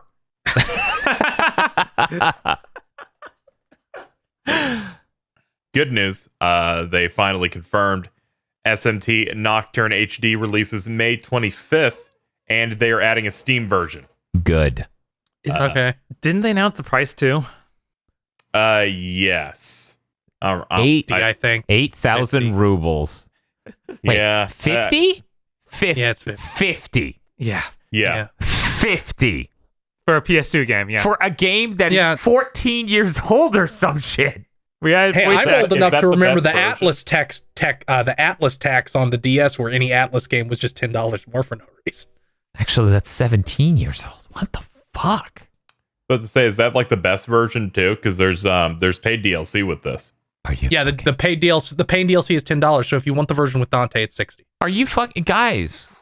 What are you doing?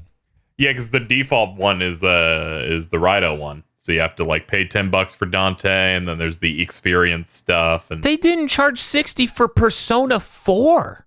Well, yeah, but that seems to be because the Western side might have done that entirely on their own.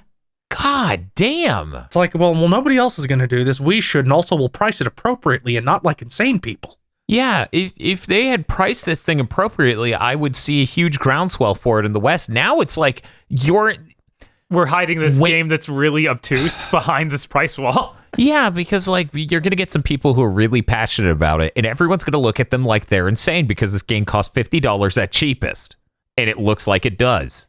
That's a fucking shame. I've been wanting a port or remaster or sequel like to that style of Nocturne, some new way to play Nocturne nowadays for a while now, and to know that they're just like $60, please. Yeah, that launches at the same price as Shin Megami Tensei 5 that comes out later this year for the Switch, which is the brand new one that's finally going back to this old style. Seems insane. Yeah. No, it's cool. thankfully, it'll sound really good. It's okay, Bob. We're gonna get a PC and PS5 version of Way of the Samurai 3 for $60. God, Could you fucking imagine? I'm the only sicko who would buy that. Literally the only one. Yes, and I get to benefit by cribbing your copy and not buying my own. Let's talk about the rumor. Okay. From thegamer.com, PS3, PSP, and Vita digital stores will shut down in a few months. So That's it. the source is questionable, but people seem to think it's happening. Yeah, every place I saw was like, I don't know about the source, but I know Jim Ryan hates old games, so I think it's happening. Every now and again, Sony shows their dipshit Sony side. You know, their PS3 era dipshit Sony side, and I swear to God, I do see them doing this, something like this eventually, and the nightmare of news coming out about, oh yeah, the PS3 won't work in this way if it's not connected to the network, or oh yeah, you also see a lot of people are like, well, it's fine if the store goes down, the download list will still work, right? And I'm like, one, you don't know that. Two, and more importantly, do you want to scroll through 800 things in an arbitrary order to find one game? It's not alphabetized. No. It's chronological from when you bought it. Dan, you said something very funny on my stream where you're like, guys, I know some people think I'm really, I don't go hard enough on Sony, but I need to remind you, I will never forgive them for what they did with the PS3. Yeah, I will never forgive them for the PS3. Not even once, which is why when I see Microsoft pull some of the same fucking marketing moves, it makes my blood boil. That shit is heinous.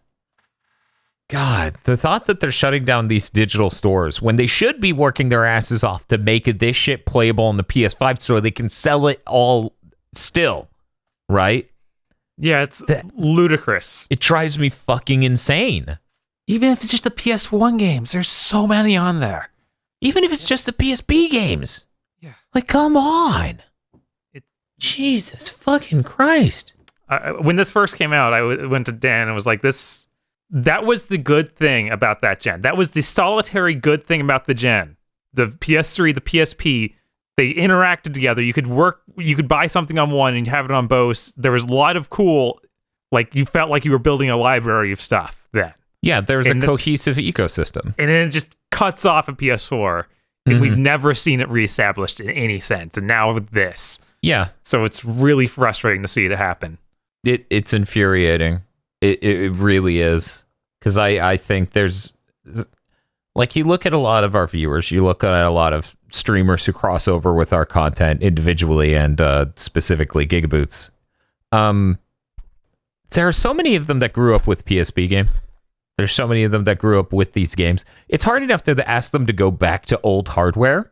The notion that now you can't even do that on old hardware, so even the people with that much initiative, they're just screwed. Like, guys, Sony, I understand. You want to shut down the servers because you don't know how to run security, so people are legally downloading shit directly from your servers for free because you do not know how to protect shit. Even Nintendo fixed that. Yeah, Sony never fixed that. People explained to me how bad their security problem was years ago. I have never pirated a thing on the PS3, even once. But people explain, yeah, no, when you crack this shit and do this and that, you're literally just downloading from their servers. I'm like, excuse me? And they're like, yeah, no, it's their security's that fucked. I'm like, that's embarrassing. Get your shit together. So yeah, that's why it's PSP, PS3, and Vita. They're all that level of fucked, at least I assume. On the Vita side, I know PSP and PS3 are. It's just fucking sad. But like, I legitimately I bought 3 or 4 games last year on the PS3 digitally. I bought a 360 game already this year digitally. I'm buying a Wii U game digitally later this year. This is helpful, assuming Nintendo doesn't beat me to it by delisting it. It's really helpful to be able to have these available. This feels incredibly shitty. Yeah, and then just like the eShop when it shut down for the Wii, there's just a plethora of games that just don't exist elsewhere. Right, like... Yeah, into the void they go. Yeah, Yep. Like all the Rebirth games, gone. Castlevania Rebirth, Contra Rebirth. Yeah. Rebirth. A Ratchet game. I don't think Quest for Booty was ever put on a physical disc. No, wait. I think it was, but there are others that weren't. Like, one of them, at bare minimum, is not on a disc. I remember looking this up for the themed month. Yeah. Yeah, I remember you trying to figure out how to get Quest for Booty at all. There was also the problem of one of them is on a disc, but it's so incredibly rare because it came out digitally first, so the demand for the disc was incredibly low. So, yeah, it has a physical version. It's so rare, it might as well not exist. Okay, Quest for Booty was released physically, but only in Australia and EU. Right. Never in North America. So, like, this is insane. Sony never got those Ratchet games off that platform. They never brought an HD remaster of the first 3 to anything else. And now they're just shutting down these stores. That sucks. That really sucks. Hopefully it's not true. Let's move on to other nightmare news. That's actual news. I still have nightmares. Yeah, you do. You got 2. Okay, I guess we'll continue going from bottom up. Sure. Amazon Games opens up a new Montreal studio to make AAA games. Sure. This time will be different. God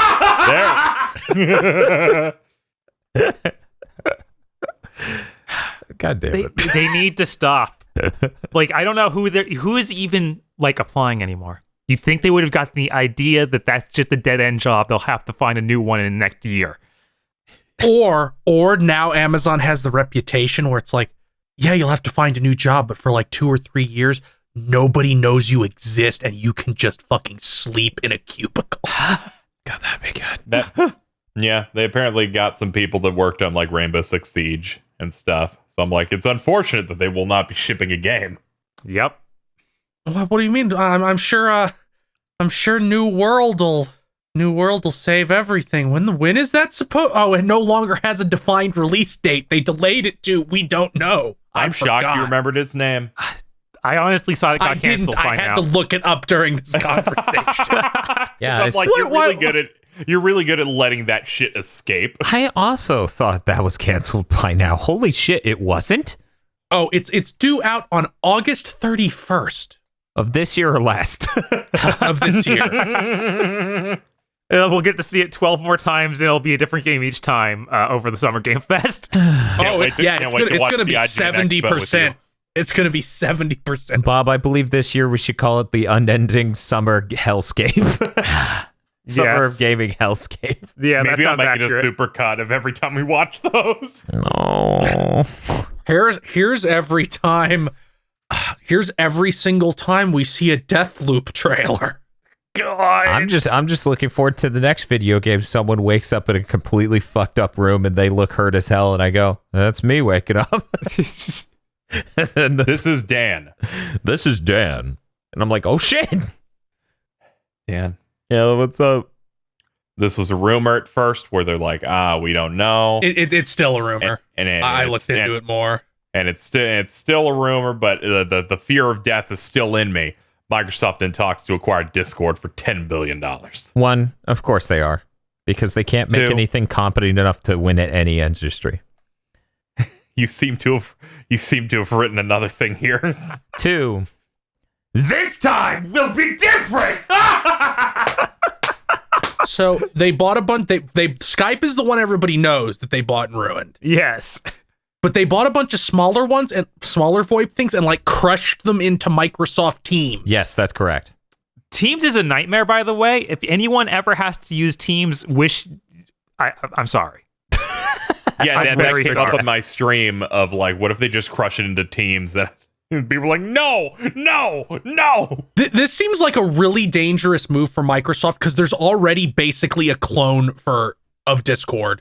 It's called Gilded, and it looks almost exactly the same and is like a year old. I see another mass migration just happening and Microsoft being stuck with their empty $10 billion bag. So, okay, one, when are they going to learn? Two, when are we going to stop them?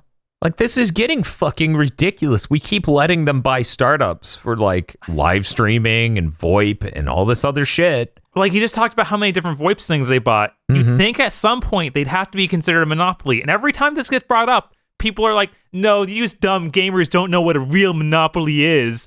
And that seems like that'll just keep happening. There's more than one person in a marketplace, and sure, they only deliver in Niceville, Florida, but... Fuck, don't talk about POFO. Yeah, no, it's really stupid, and the FTC We gotta get on should be TeamSpeak. pulling We them gotta up. start a TeamSpeak server. No, Sure, we're gonna use absolutely. Gilded, like I just said. Oh, that's true. Can We should do that right now. Yeah. Okay, I'll like- sign up for Gilded right now. Oh, that'd You know what? Sure, even sounds being good. Fuck it. The thought that Discord Change being my in mind. talks with Microsoft, that news going out, leads to them seeing a massive drop in user base immediately would be hilarious. I mean, I you know what? I kind of think that like this is a rumor Discord is pushing out, so when they go public, they'll shoot up higher. I hope. maybe, that'd be great. but with the track record at Wall Street calling Microsoft shots in advance, I'm going to go ahead and say this is probably happening. Yeah, it feels like every time there's a rumor about Microsoft might be buying something, like 2 weeks later they have bought it. It's like, Unless it's Sega, of hey, course. Microsoft is going to buy a thing, and then everyone goes, yeah, that bitch be buying shit all the time. What, Microsoft be shopping? Yes, Microsoft's be shopping. Fuck. Should have known. All those banners where they're like, you have Discord Nitro case, you have 3 months of Game Pass. Should have known. Yep. Ugh. Yep. Yep. Did you register those? I mean, you're getting your Xbox soon, so I should probably hit that up, get that figured out. I should probably buy some Pringles. Rice Krispie treats, Faygo, everything that they support on there. The Pop Tarts that have no frosting on it, which are an affront against God. God, Get a free month of Game Pass with your Moon Mist. I Get a 2-pack of Febreze and you get 2 weeks of Game Pass. I go into comment sections I really shouldn't on Twitter. Oh, and yeah, I see I people do like, what are you talking about? Game Pass isn't $1. Oh my god. Come on. Please, flip the rock. It is. Are you talking about that's a trap? That's a carrot. No, the carrot's under the trap. There's nothing above the carrot except for that box. The box is the trap, you idiot. What are you going to do with the keys without my car? They shipped the box to retail called Xbox. You idiot. What use are my keys without my car? I heard you can get those keys in a box of Rice Krispie treats. The car explodes. Let's move on. Okay, they announced a mobile version of Rocket League called Rocket League Sideswipe. It's multiple players, but it's like 2D. So it's like constantly a 2D perspective, but it does like 3D panning shots when you like score goals and stuff. Looked okay. Cool. I assume Epic just wanted to have a presence on phones for Rocket League. Yeah. Because, you know, Epic owns them now. Right. Mm-hmm. That game's still like pretty big. This is bizarre. Huh. I'm just watching the gameplay. So it's 2D plain gameplay, but 3D graphics. It is very weirdly similarly set up to Rocket League, so there's a whole lot of depth they're just not using. Huh. Yeah. Yeah, I can post this in there if anyone's curious. This is interesting. It could be neat. It could be neat. I'm not going to spit hate. Yeah, I always like seeing interesting, weird versions of games. Yeah. Like I kind of want to see more of that. Those League of Legends weirdo games. Oh God, yeah, Yeah. absolutely. Is that thing out? I don't That think. thing's not- I think it's in closed Wild beta or Rift? something. Yeah. Wild Rift. Mm. I'm interested for when that comes to consoles. Fucking YouTube. I accidentally clicked away as I'm posting this link for you guys. I come back and it's like 61 critical Rocket League tips for new players. And I'm like, come on! Oh, yeah, I see that. I see that in the thing. Thank God I don't do autoplay. I do because it's supposed to broaden my horizons, show me videos I wasn't going to watch otherwise, but it just shows me the old GameSack video from 9 months ago. I thought you were going to say, and then suddenly 8 hours in, I'm racist. And suddenly I'm watching Civi. Oh, hell. Yes, that's how it goes for me. It's like I'm just gonna let it run. And I'm like, where I started here. Where am I How now? many Civi videos did I watch tonight? What do you mean it's morning? It's 5 a.m. and where are my pants? This last one I have is a rumor currently, but it's about how a Judgment sequel is in development. They're going to be able to keep the actors, I guess. The main character is like based on an actor, to my understanding. Yeah. Like they're going to stay over, and they're going to. Apparently, the sequel is going to be a bit darker than the last one, I guess, because it's going to be a little bit less lighthearted when put up against like the Yakuza games. But that looks neat. I was assuming like, if the RPG stuff in Yakuza takes off, this can probably be their action game series now. Yeah, I'd like to see them do a good version of Judgment without really awful sneaking. Just rip out the tailing shit, please. You have to know it's bad. You're really good at knowing when things are bad because there's so many things that are in one Yakuza game and then never again. Also, change the way that picture taking game works. That's so bad. There's no tailing missions in it at all. It feels game of the year. That would raise it quite a bit. Yes. Hey, Bob. Hey. We're jumping to your news. We're going to do the thing that we've been doing this whole time. Go down to up. Okay. Ikumi Nakamura, the designer from Tango Gameworks, was the creative director for Ghostwire Tokyo, Yes. and then left the company right after the announcement, basically. Is developing her own indie game dev studio in Japan. So that'll be neat. Says that she wants to have a lot of dark jokes in it. Okay. That sounds cool. Hopefully that goes well. And she's been touring like random dev studios before COVID happened, like for a whole year, trying to see different things and how they work. So that's neat. Yeah, and I think she had a kid Yes. last year. Yeah. Crazy. Mm-hmm. Niantic and Nintendo are teaming up to create apps going forward. They combine their AR tech and Nintendo characters. The first one they announced is Pikmin. What? That's going to bomb. It's almost done. It's focused on making walking more enjoyable. I don't. God, God, this seems like a really bad idea. It does. I'm like, COVID's still happening, guys. Maybe I was about to say. maybe push this down a little bit longer. But I'm assuming this is like something Miyamoto's really into, because this seems like the perfect cross section of Miyamoto stuff. It is Pikmin. I'm gonna say that this is mostly Pokemon Go was doing really great, but now because of COVID and also just declining interest, it's not doing as well. So now they want to try other things, and other things being Pikmin's not really a great idea.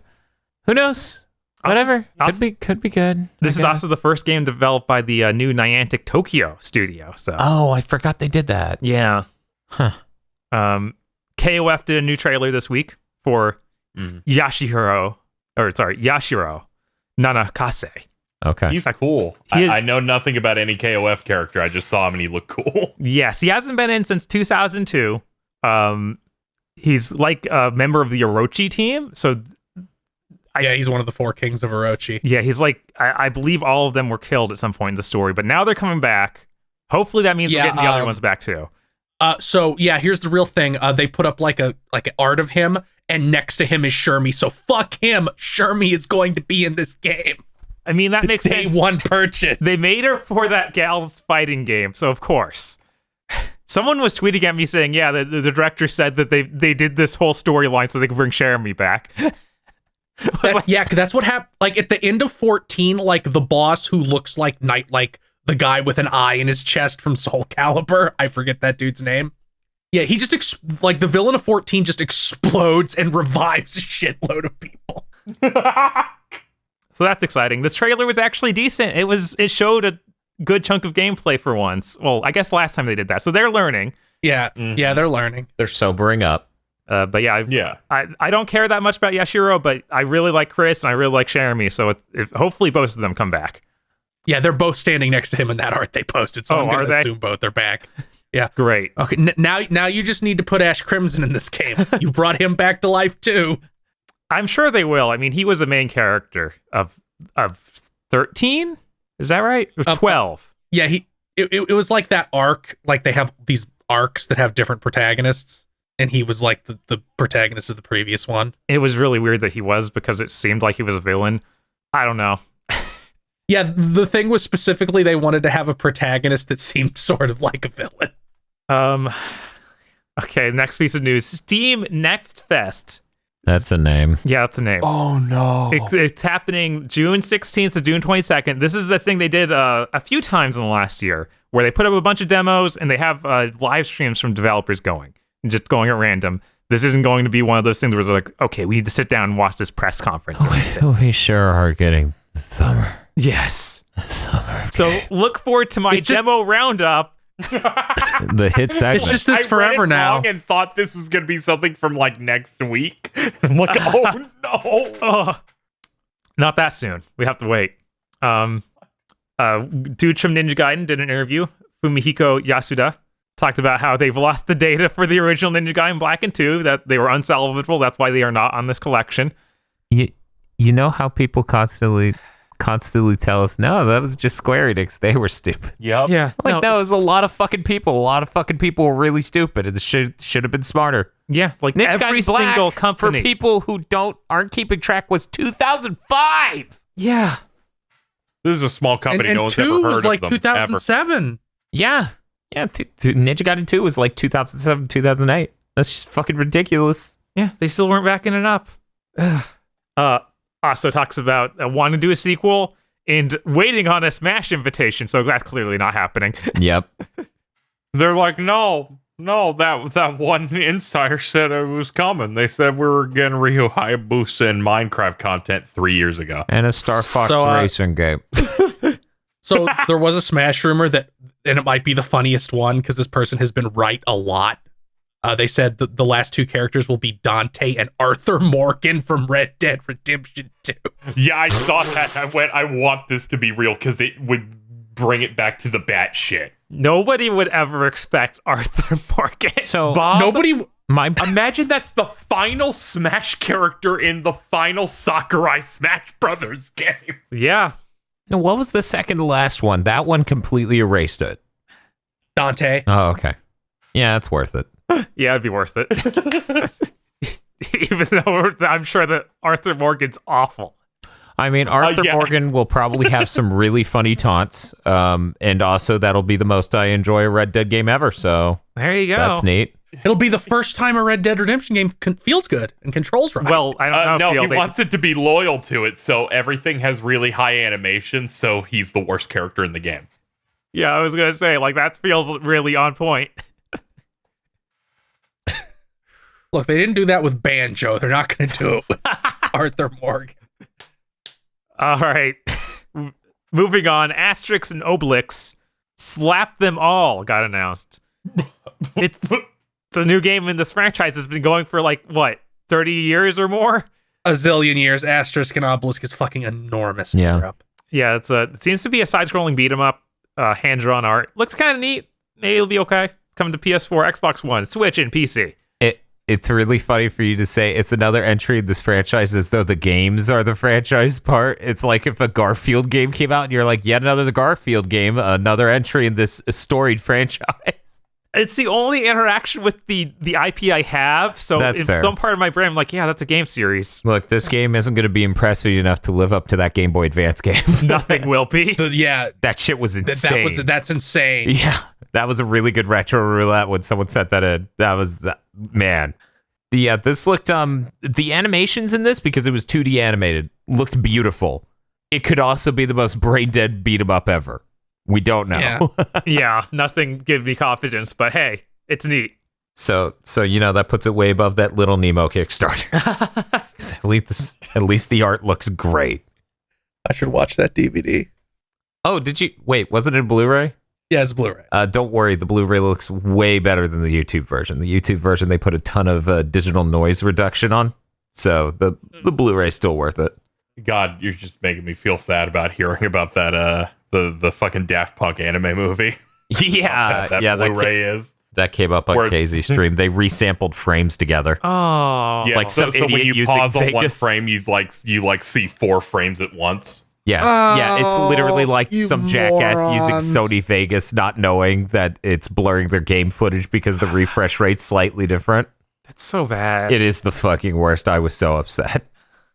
They were saying that Discotech came out and said, yeah, we can't do anything with that for a while. It's like, so they know. Yeah, they want to go save it, but they can't.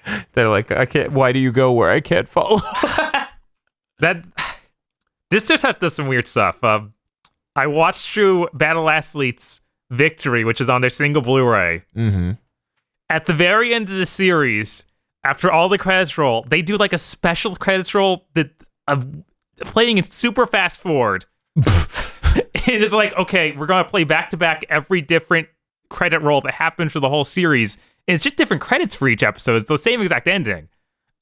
It's really strange. I don't know why they have to do that, but I was like, the music doesn't even line up right.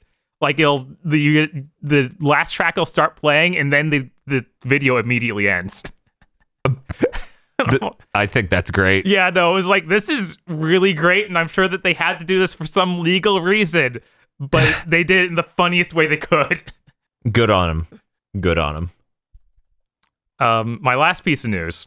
Uh-huh. Hat in Time DLC, Seal the Deal, and Yakuza Metro are both coming to PS4 and Xbox One on the 31st of this month for $5 each. But the real thing here, they're also doing an update so the PS5 and Xbox Series will be able to play them at 60 frames per second. Good. Excellent. Can Cool. finally play that That's on a great console. game. Glad to hear it. You love to see it. Right? Okay, Feel. Same bit as before. Down to up. Oh, we're starting with the best. So we have to end on the absolute most flaccid, stupid thing. Yeah, Sure, you do the fucking top why first, not? please. What are you talking about, flaccid? I was flabbergasted by that. I thought it was a strong ending. It can be strong. Anyway, a new version of Melty Blood is coming. Melty Blood type Lumina. This seems to be a new game. I'm It so is. excited. They're doing it like Like- in conjunction with the remake of Tsukihime.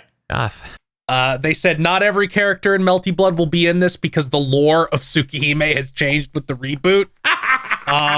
Cowards. Which sounds like to me, we're not making all those characters for the game as it is at launch. Talk Yeah, to the- us after. I will buy Yeah, as many season passes that they want me to. Yeah, they said 10. I mean, I assume there are only going to be like 2 Shikitonos, but I'm looking forward to getting the fighters situation. I need Neko Arc right now. I'm glad they got French Bread back. Get the band back together for this. This is gonna have rollback. It was the first thing they fucking announced. Oh shit! Yes. I didn't know if we were supposed to care yet. Hell yeah! Yeah, that's why I made that a thing on Twitter of Suki of Melty Blood coming out in every other fighting game in existence, shitting its pants. What if this game plays so well and is so great that the new Melty Blood is not the poverty game, but is the rich game? It's still gonna be the poverty game. Because you're still going to be able to play it on a laptop. I know. I would just love the universe where it's like something that actually hits an Evo. Okay, KZ. Here, that is possible because what Nasu, the writer, said is the reason the Tsukihime remake is only on consoles at first is because he wanted you to play it on a 50-inch or bigger display. I saw that and was losing. He's like, I want you to play my new remake of a visual novel on the biggest TV and sound system you got. I'm like, that's really funny. And he's like, but you, Dan, you need this year's OLED. And I'm like, no. With confidence like that, maybe I will buy the Tsukihime game. Yeah. If you put it into text that your console is attached to an LCD, it just shorts it. Jesus. Like, no, you gotta have an OLED. I love this. I was like, but you released it on the Switch also. You gotta have an OLED. Ion Fury, the build engine game that came out like 2 years ago, is getting an expansion called Aftershock. It's a sequel / expansion. That's it. Okay. Cool. New Pinball FX launches for PS5, Series, Switch, and PC on Epic this year. It's apparently going to have a battle royale mode. That's really good. How do you do a battle royale mode with pinball? How do you do that? But I'm so fucking excited. Yes. How do you do that? We will buy it and we'll do a spoiler cast. Oh my god, what if this is 4K 120, Bob? Oh, it might be. It probably will be, actually. Oh I feel my like they were God. talking about that, like the Ray Pinball FX Trace guys. Ball. Yes. Oh my god. Oh no. This is a mistake. I've been waiting to finally like jump in on one of these console pinball games. Oh man, this is cool as hell. Oh man, yeah, I'm excited. Too bad they didn't give us like any idea when. Like a window. I'm sure they'll tell us during the 70-month long game. The summer of gaming hellscape. I was really surprised that Melty Yeah. played his head this year, right? I don't know. I don't think so. I thought they said 2021. I was like, really? Let me cheat. Let's check right now. Yes, it's scheduled for release sometime this year. Awesome. Feel. And the last thing is the mobile remake of Final Fantasy XI has been canceled. Okay, I have a million questions. All right, I've been following this and forgot this was announced in March of 2015. Fuck off. Yeah, What? this is something that Square threw over to Nexon and was planned for a 2016 release. I don't understand. in Japan and Korea. It was going to be like their yeah, I know, mobile MMO. The last update for this to exist was from 2018 from what I could see. Yeah, I'm having a stroke. How do you fucking no shit? It's canceled. Yeah, Well, they yeah, want the to make last sure time you know. Apparently, it was listed as still being in development last fall. That's insane. I don't understand. Like, guys, I lived and died a whole lifetime 3 times over since the last time I heard about this. I forgot it existed. What? Yeah. Who the fuck thought they were gonna? It's still coming, man. It's still coming. Just wait, man. Just wait. And at first, like when I first heard about it, I'm like, oh, they making like a single player variant of this? And it's like, no, it's just a mobile version of that. Yeah, that's insane. Like, it's Final Fantasy 11. Yeah. What? People still playing that. People still paying monthly for that. Oh yeah, no, I get that. I think it's getting new content this year. Okay, that's funny. That I did. Yeah, not know. they have like 10 people in a basement who make content for it forever. Hell yeah. that was- Hell yeah. That's like when Union Cross explained their development and said, we have 2 people that make cutscenes. 2.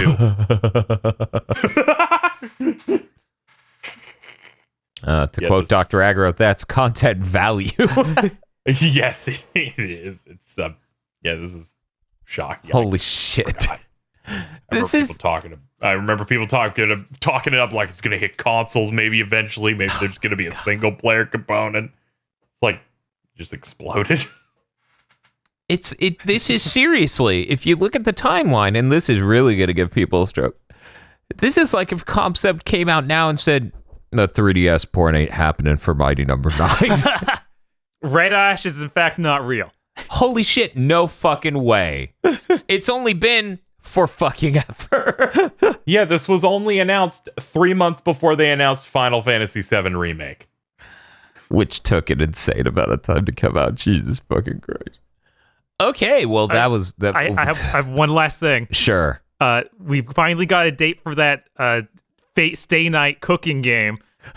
Yes! Japan, it launches next month, the 28th of April. So hopefully that means we see it here sometime soon. They also did a new trailer. We get the dress-up Saber.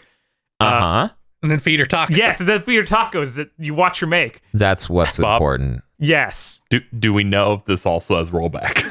I don't know. I doubt it has rollback, unfortunately.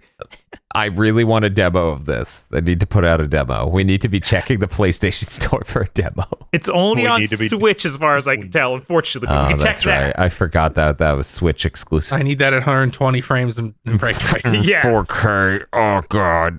Look at her eat those tacos.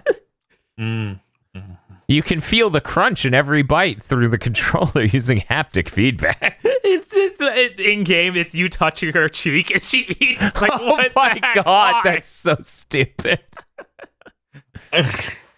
You pull the triggers and it's just you mushing her face together.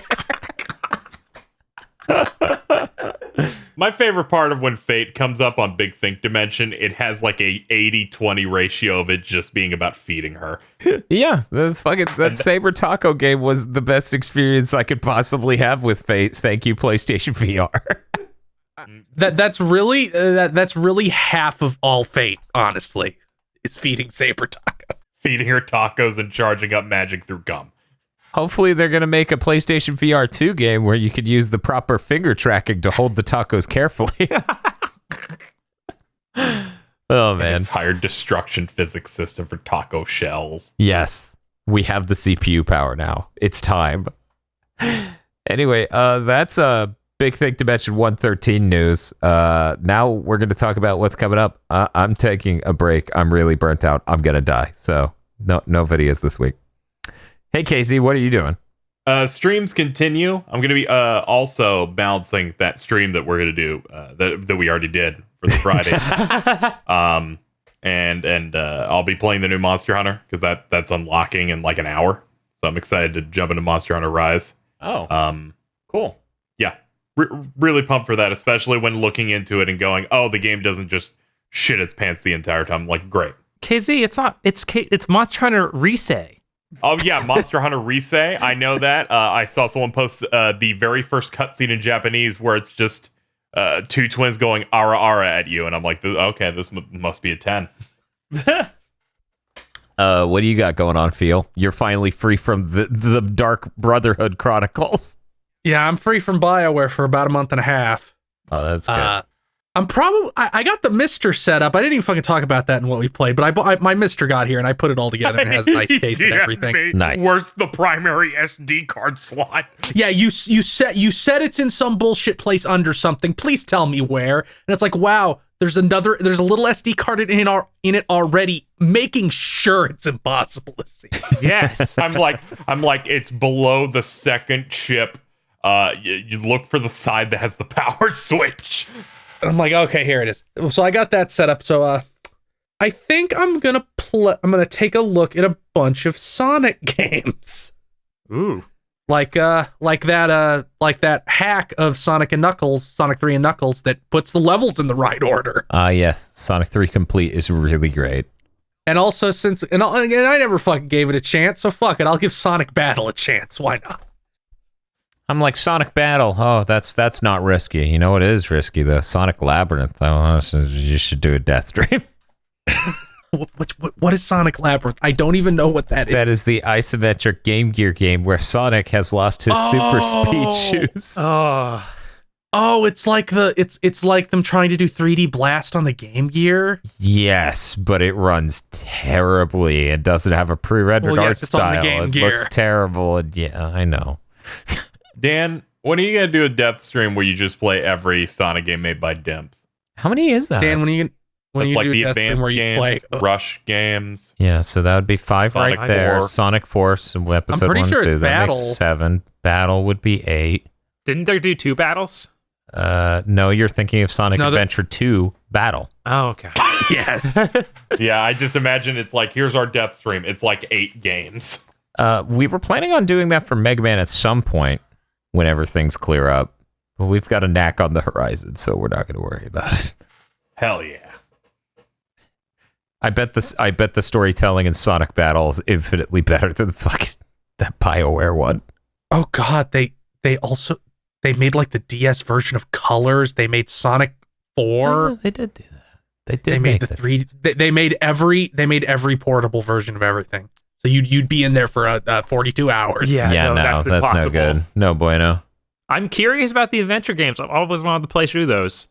What do you mean the adventure game? Sorry, mean the advanced? advanced games. I was like, what the fuck do you mean? We did a Let's Play of Bob one is of them. just lost in the Sonic conversation the whole time. Bob's like, I've all- always all wanted I to know- battle. And I'm like, Bob? No. No one wants that. All I play know battle. All I know about Sonic Advance is the concept of death rectangles, because that's what people would always describe the levels to me as, just a rectangle that constantly have holes in it where you fall through and die. Yep, that's Demps. That Seriously though, Dan, when are you gonna play every Master System Sonic in one stream? in one stream? Do we have to beat them? Sure. Oh, that's unfortunate. I'm gonna hedge my bets on never. Looking forward to Sonic. God damn it. Thank you for listening to this episode of the Big Think Dimension. If you would like to support the GB Podcast Network, head on over to patreon.com/GB Podcast so that way you can get exclusive behind the scenes on stuff, other content. There's a lot of content. It's basically non-ending avalanche of content. So head on over there, become a $5 backer or a Podlord today.